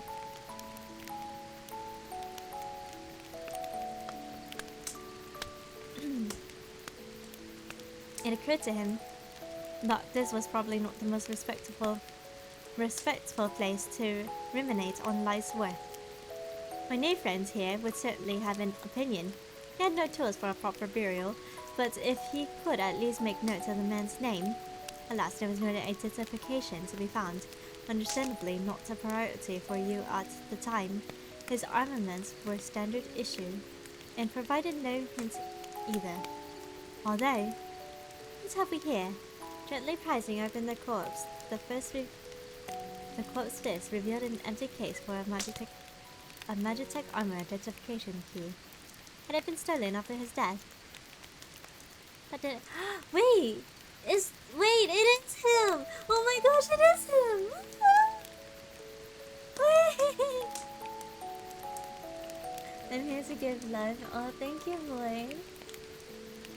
Oh my god! An empty case for a Magitech armor identification key. And we were the one who got that key. We met that guy. Oh, I wanted to go back and save him too. But he ended sad. We wouldn't have been able to save him. Had it been stolen after his death? That didn't make any sense. A thief wouldn't have repositioned the dead man's hand, which had been clutching the thing so desperately, as if in prayer. But if he had reason to hope that a comrade might escape, or that rescue was on the way, then maybe... You gave it away, Ulysses muttered, as another memory surfaced in his mind. It was summer of the same year as the newsprint he found earlier. My friend had insisted he read some poetry collection, and in spirit of camaraderie, Ulysses obliged. He had little interest in elegies, often finding them difficult to parse. But one inscrutable passage had stayed with him. Let this be my final gift to you. In death, my love. In death, we have the power to bequeath the life we might have had, the possibilities and potential to others, to grant them what they need to go on, or so the poet said. Was your key one such gift? Would my mother, my brother, my sister, would they tell me to accept theirs? Lord Quintus with his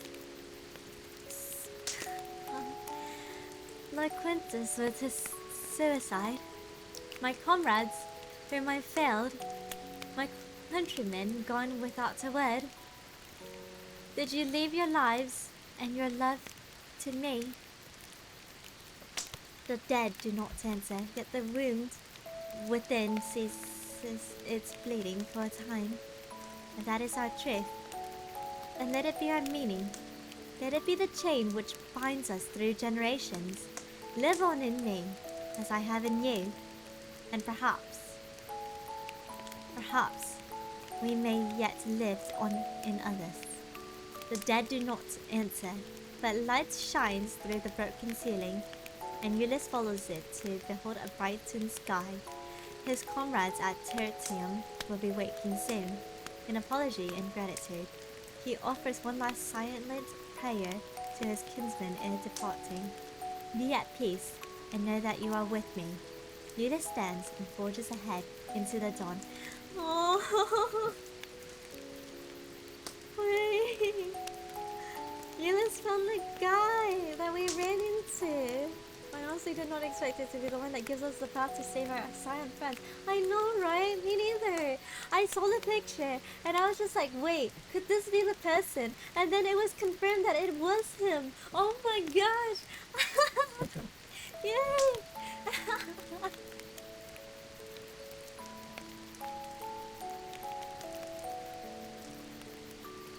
I'm glad someone was able to find them though. Someone was able to find them. Though they may no longer be alive, the fact that they were found actually makes me really happy. Like, oh my gosh.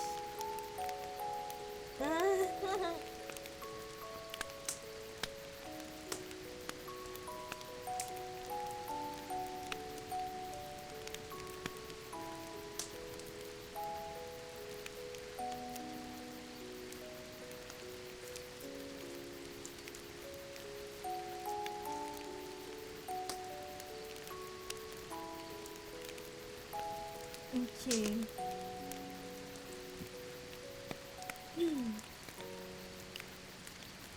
The last story that I'll be reading is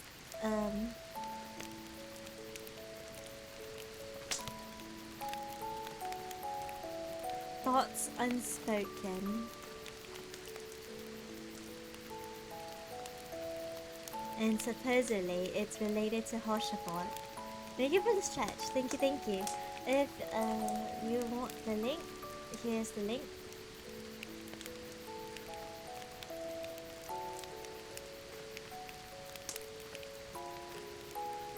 And let's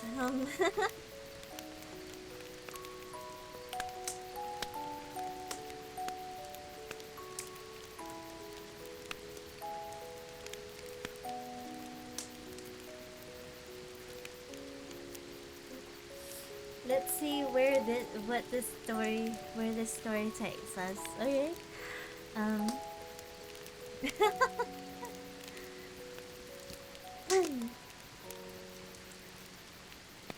The story is called Thoughts Unspoken. Be present yet unobtrusive. Predict but never presume. Head bowed, ears open, stepping softly. He was ever ready to serve, as he had for nearly 5 years. Though well liked by his peers, to the lords and ladies he was but another nameless face, among 5 scores and more men and women who labored tirelessly for household top. But your day will come, for do we not live in changing times? The end of the Dragonsong War was only the beginning. The manor has since seen an endless cavalcade of esteemed personage eager to pay their respects to the old count and earn the favor of the new. Yet none all were so calculating. The newly elected representative of Commons seemed less interested in playing the great game and more in simply learning its rules. Poor solids. Rounding the corner of the manor hallway, the men's servant found himself face to face with the head steward of the household. The old wolf grinned. Ah, there you are. Walk with me. There is a delicate matter which I would entrust to no other. Of course, Master Firmian. He listened in a daze as his superior listed the legal documentation that served as proof of House Photop's historical claim to Camp Dragonhead, which the Count apparently required for reasons Firmian did not disclose. Pausing at the window, the steward clapped his hands back behind his back and inclined his chin towards the noonday. You should arrive before nightfall if you leave now. Unless there be any lingering uncertainty, you are not to return without those papers. Will I make myself clear? The maid servants followed and gave an earnest nod. When a figure in the courtyard below chanced to catch his eye, even in the distance, the woman was unmistakable. Slayer of gods, rider of dragons, savior of Ishgard.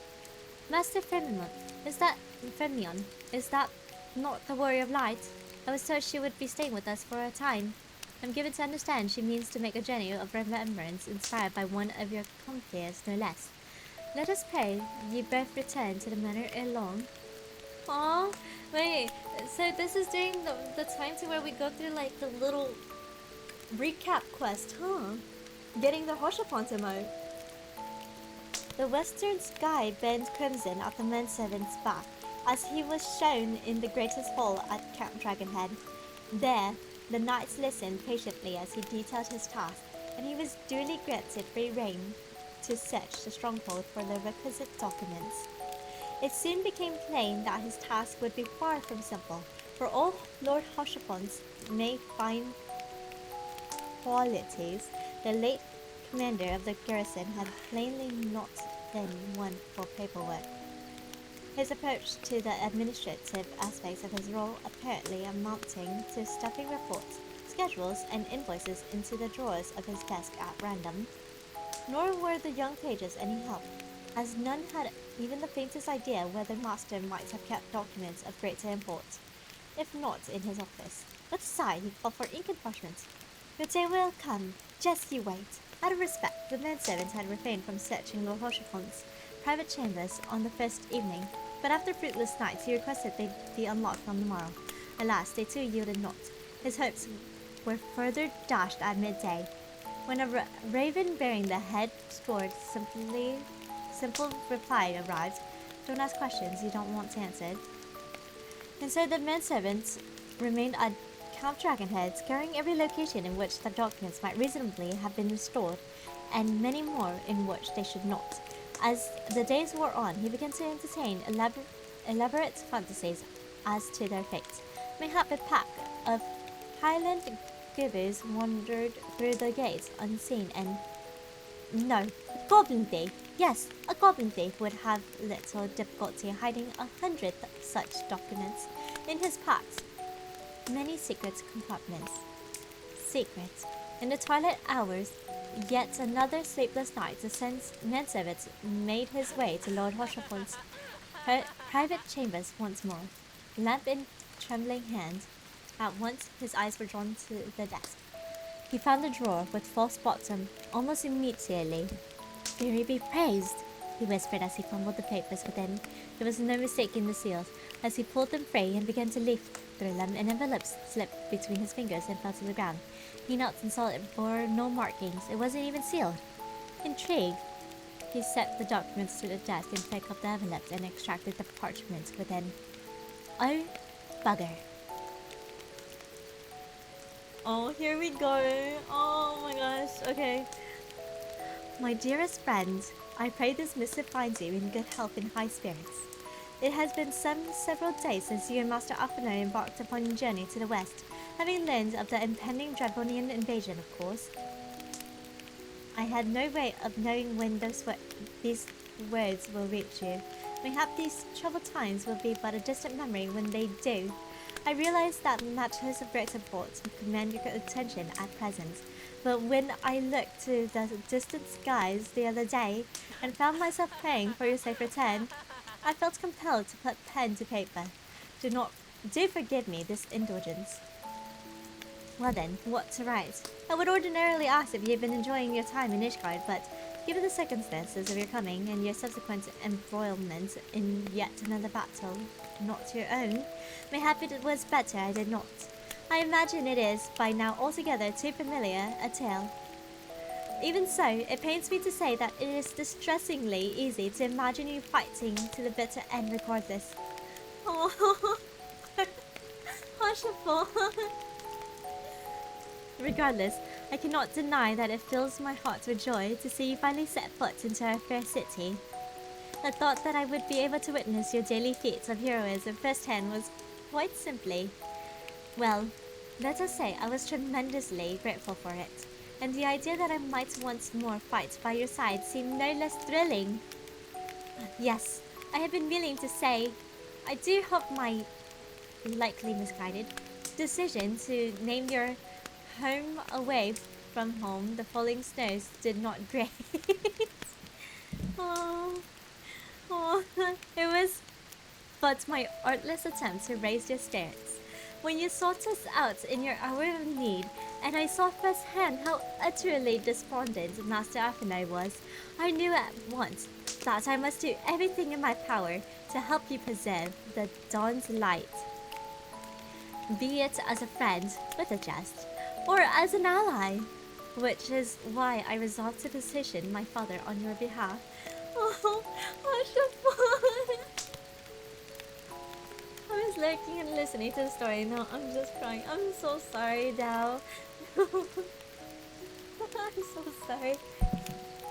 If anything, my heart is also hurting from this. Oh. It was, to be frank, no easy thing for me. Lest you mistake my meaning, my father is an honorable man, good and true. Doubtless that is why my late mother fell in love with him.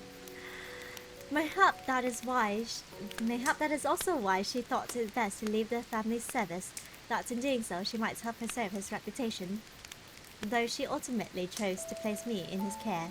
He loved her, of course, as I'm sure he loves me, and I him, though we rarely speak of such things. But our conversations are invariably rather brief, and mayhap that is why I chose to become a knight. Alas, my father was firm in his refusal, for although he has supported our shared endeavours in Revenant's toll and the silence in the past, providing safe haven for a wanted fugitive was another matter altogether. Still, I persisted, prompting my father to ask what could possibly have driven me to fight so fervently on your behalf. And so I told him of the woman who had unexpectedly come into our lives, a bright, shining paragon of virtue, whose very presence drove others to be better than themselves. I told him that this woman, this cherished friend of mine, was a hero, lies and slander be damned, and that, as her friend, it was only right that I help her.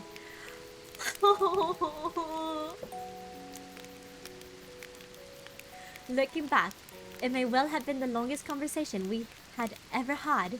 Afterwards, he simply stared at me in silence for what felt like an eternity, and then, when I had all but resolved to take my leave, he told me he would give me his answer on the morrow. The rest you know. Thanks to you, and indirectly my father, I have come to appreciate my visits to the manor all the more. You are rarely there, of course, given your propensity for despairing off on grand adventures, but I forgive you on the grounds that most are undertaken on our behalf. Truly, your most famously calm disposition notwithstanding, I suspect, given the right encouragement, you would have some decidedly colourful observations to share. I should be honoured to lend an ear someday, mayhap over a drink.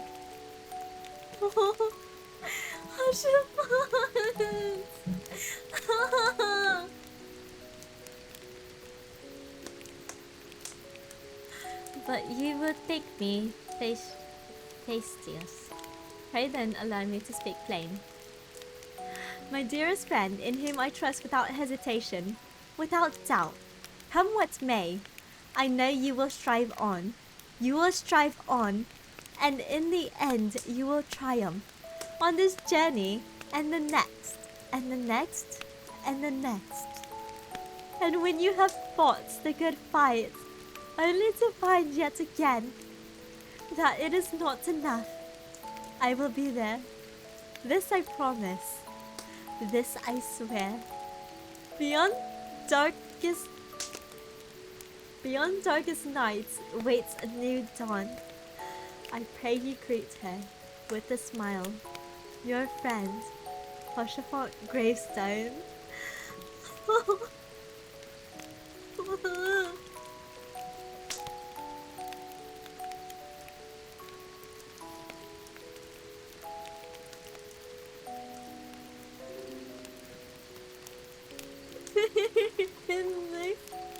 Why?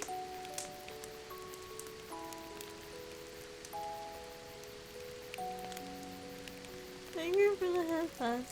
Oh my god. Fast forward to Endwalker and in the Ethereal Sea. His shield and sword. Yeah!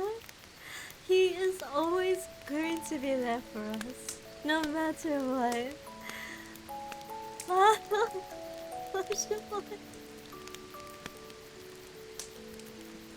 The fresh snow crunch underfoot the manservant's trudge of the path towards Providence Point the following day.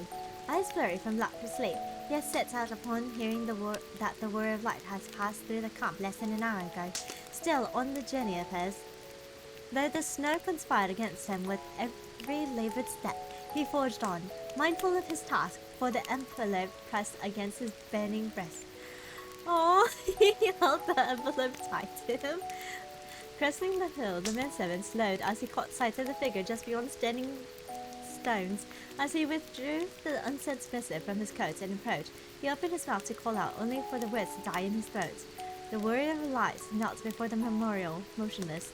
Even at a distance, the manservant could make out her face, the mask betraying nothing.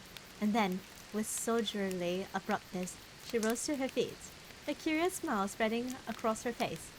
You know, don't you? Everything he never had the chance to say. Oh,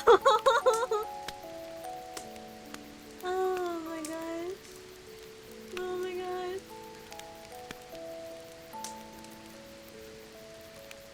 In that instant, the north wind laid claim to the letter, plucking it from the manservant's hand and spiriting it away into the heavens.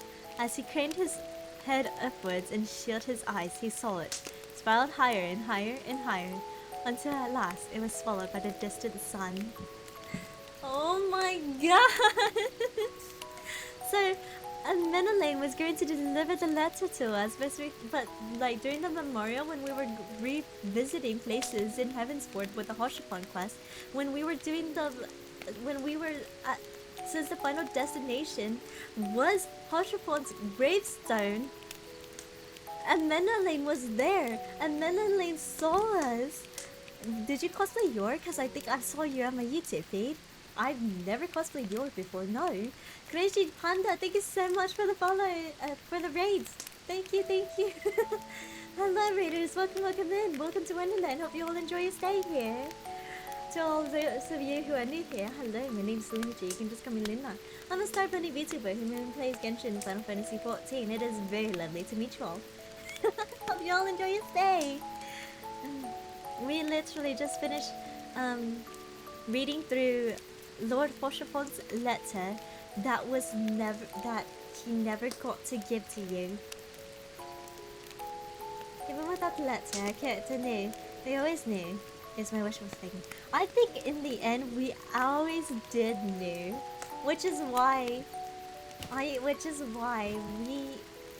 we constantly carry on, you know? Hoshapon. Yeah, if you are interested in the story, the link is actually pinned. If you want to read through the story, we literally just finished reading it. Too soon? She just did the vault. Oh! Shit! Wait! Don't look at it! Don't look at it! It's spoilers. Hold on. Don't look at this. Wait! Don't look at it! Don't look at it! Oh my god! I'm so sorry. I am so sorry. Do not read it. Do not read it. Do not read it. Please don't read it. Wait. Don't look at my screen either. Don't not look at my screen either. Errors have been made. Errors have been made.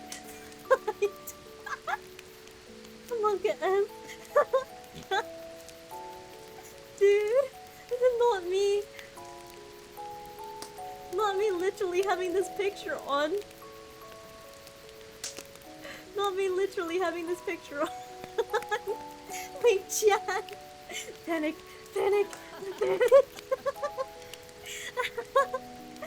Panic ensues. Oh no. Oh no. I was I'm sorry. The letter is actually after Heaven's Word stuff, honestly. So once you're done with Heaven's Word, I would suggest reading it. Not gonna lie. Dawn of James, thank you so much for the follow. Welcome to Wonderland. Hope you enjoy your stay. Oh my god.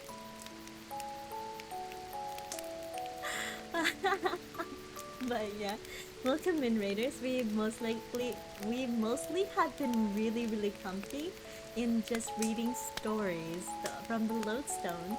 Those of you who are not caught up with at least 6.0, and they have City Spaghetti, and then they have City again. I'm sorry, Crazy. I'm so sorry. I hope your stream went alright at least. I know how painful it was. I definitely am aware of how painful it was. I literally cried for like an hour before I was able to move on. And then afterwards, I moved on to the account Edmont scene, and I cried again. It was really bad. You're not spoiling me, babies. I'm not. Wait. Feiji, did you stop at the vault, or did you move on past the vault? Now that I think about it, I'm so sorry. I forgot to ask where you were in the story before talking. Holy shit, I'm so bad at this. It was my reward for being blocked out of my account for 3 hours because I kept typing my password wrong. Oh no. I got to the end of the vault. But like... just the end of the vault, right? She's right after the vault. She ended in front of the dungeon. Fuck! I just spoiled it. Fuck. Oh no! Oh no! Shit. Fuck. Ignore me. Ignore what I said. I said nothing. I said nothing. I said nothing. I said nothing. I swear. Ah. Okay. I hope you enjoyed the story though. I really do hope you enjoyed the story. And please feel free to dip because we do talk about a lot of spoiler stuff. I don't know what you're saying. No worries. We do talk about a lot of spoiler stuff here, but like, feel free to dip whenever you want to and like rest up because I know streaming can be really tiring. You're missing a lot of dad jokes. Just forget this if it happens. Honestly, I am so sorry. I am so very sorry. Enjoy. Thank you so much for the raid. I appreciate it. Thank you. Holy shit. I can't believe I just did that. I just did that. Fuck my life. The vault is the name of the dungeon, so saying it that way after the vault causes confusion. True. I just find my dinner for the vault. Oh no. Because it means after the dungeons. Yeah, it normally means, for me, I feel like it means you've seen through like all the cutscenes necessary, kind of thing. You become the very thing you swore to destroy. I didn't swear to destroy them, I just swore to never become it. And here I am, doing it, and I feel really bad. Holy shit, I'm so sorry. I am so very sorry. My apologies to Ye. I just got out of the cutscene. I offer my condolences, and I offer all of the hugs. I am so terribly sorry for your loss. I offer the hugs, head pats, have some comfort food. I don't know.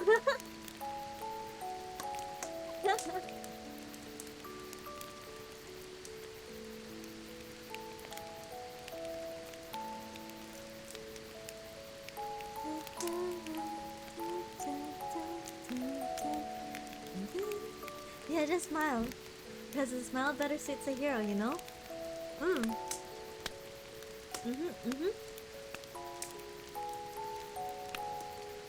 Okay.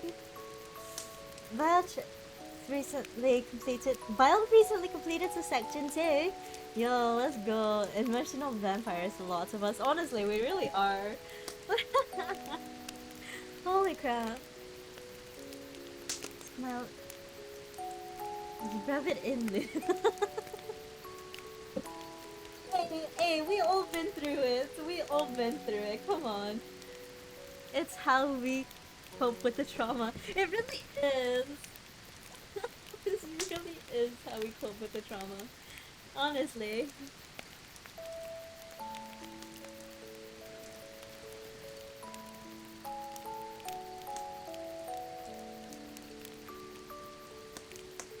Bruh. Oh my god. I'm so mad at myself. I feel really bad. Holy shit. Bonded by shared emotional damage. Emotional damage! Oh my god. But, you know, it's okay because that was actually the last story that I was going to read. Because my voice is starting to get tired from all the reading. Um, I will definitely try to read the rest of the stories maybe next stream after I finish the Gladiator.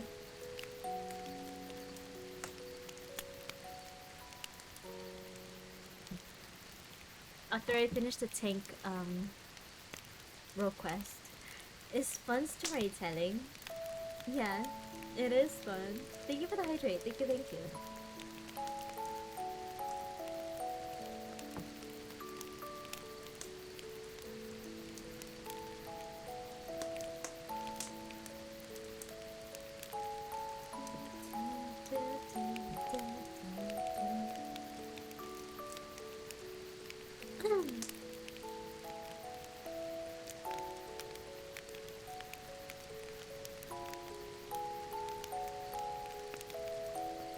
Okay. Okay. I'm still hung over the freaking letter. Oh my gosh. Dude, the letter hurts so much. Thoughts unspoken. Yes, I wonder if we should do a glam contest. Friendly one.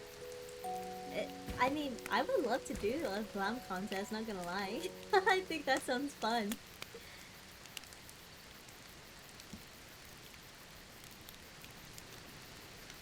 Look at these grahas over here. They don't need to be spoken. They don't. Because even though it's unspoken, we all know how Hoshifon is as a character. Oh man. We all knew how Hoshifon was as a character. We all knew how much respect he had to us. Oh my gosh. I'm so... Dude, the thing that actually got me the most is that the thoughts unspoken story is that from what I've read, the time that it takes place is basically this little side quest that you can do after finishing Heaven's Ward. And you're flashing the Pokeball over here. I think he's having internet issues. I live now. Live.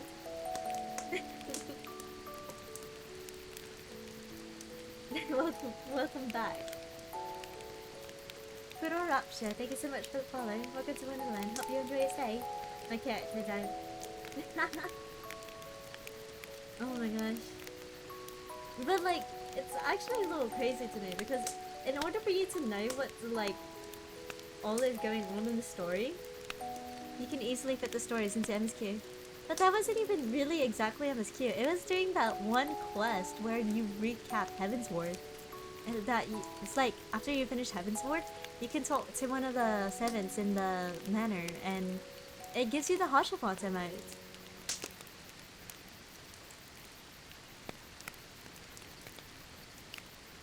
It's such a good quest, honestly. Even though it was a side quest, it was a really good quest because it gave you like all optional, but all painful. It really is painful. It was so painful. But I remember going through it, and I remember reaching the very last part. And I was like, is this it? Is this where I think it is? It has to be, right? And Lord and behold, that very last spot is Pashafont's grave. And oh my gosh. Want to know something else? Even the cookbook has a Hoshafont story. Really? Fuck, I want the cookbook so badly now. Oh my god, I want so many other books. I want the art books, the cookbooks. I feel like that would be so cool.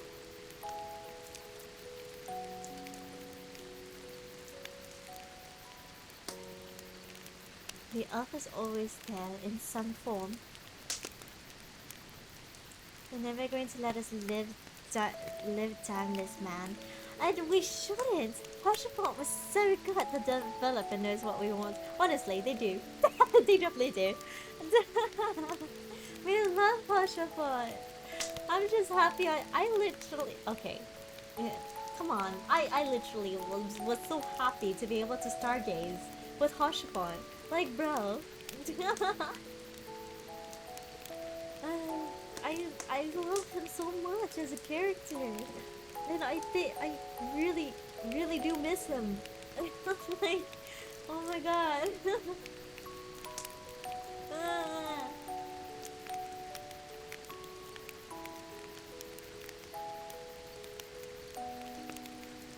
I like how both of the Grahas are just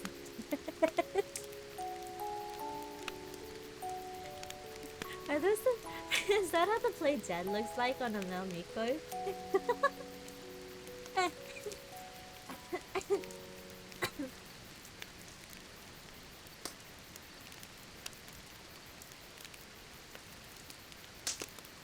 Oh wait, I just realized Raha has the codes. Well, it doesn't show here, but isn't that the rebel code? It is, right? I'm not crazy, right?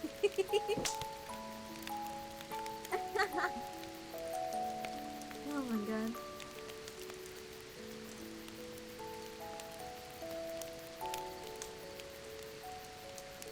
That is indeed the coat. The expensive coat I wanted. Yes, that is the rebel coat. Wait, Axel. Would you like it as a Christmas present? I can give it to you. Or at least I think I can. I don't really know how much it costs, actually. If it's around, like, less than 4 million, then yes, I can. Any more than that, I cannot afford it. I swear to god, if it's somehow more than 4 million, I would cry. I would cry. A lot. I know it costs a lot. It ain't cheap, I looked before. I know a million plus. I mean, as long as it's less than 4 million, I have enough to buy it.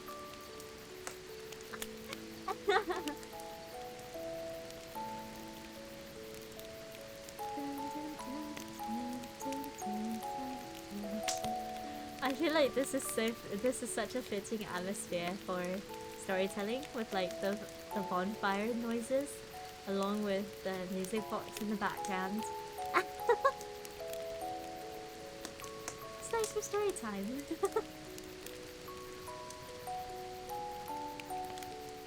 Honestly, I'm grateful I already have my coat on my other character, so I'm happy enough. Okay.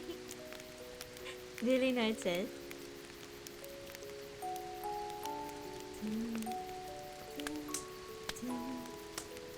Alright. It's actually reaching 6 a.m. and this is normally around the time where I actually do end stream. So we're gonna go get ready to drop. I'm gonna get ready to drop you guys off somewhere. I don't know where I'm dropping you guys off, but we'll figure it out.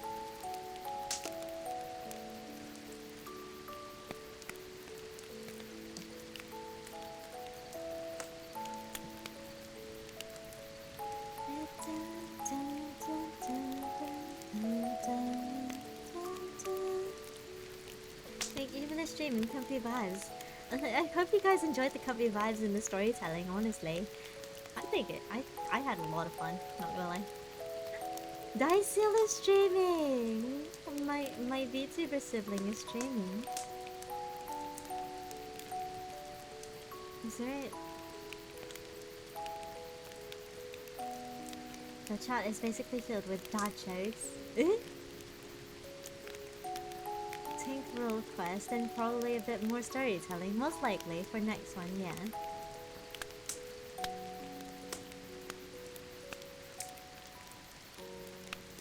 This was a great community moment together. Yeah!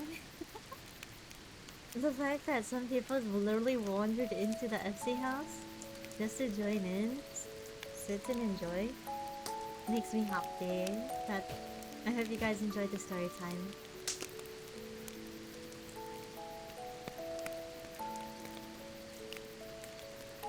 I'm currently trying to find someone I want to raid. I don't really know that many people who streams around this time.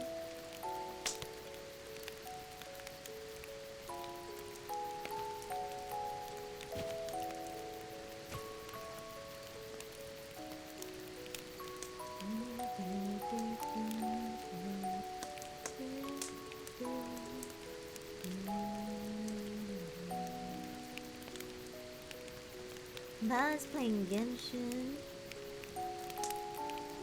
Mango is playing the new Pokemon games. Seon is playing Valorant. Community moments are wonderful. They really are.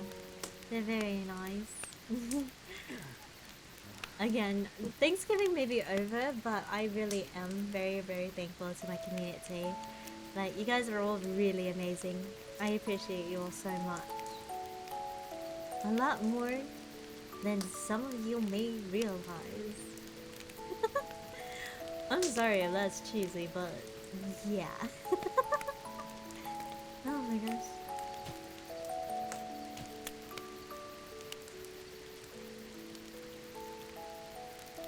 Let's go ahead and raid Mango Bubble Tea.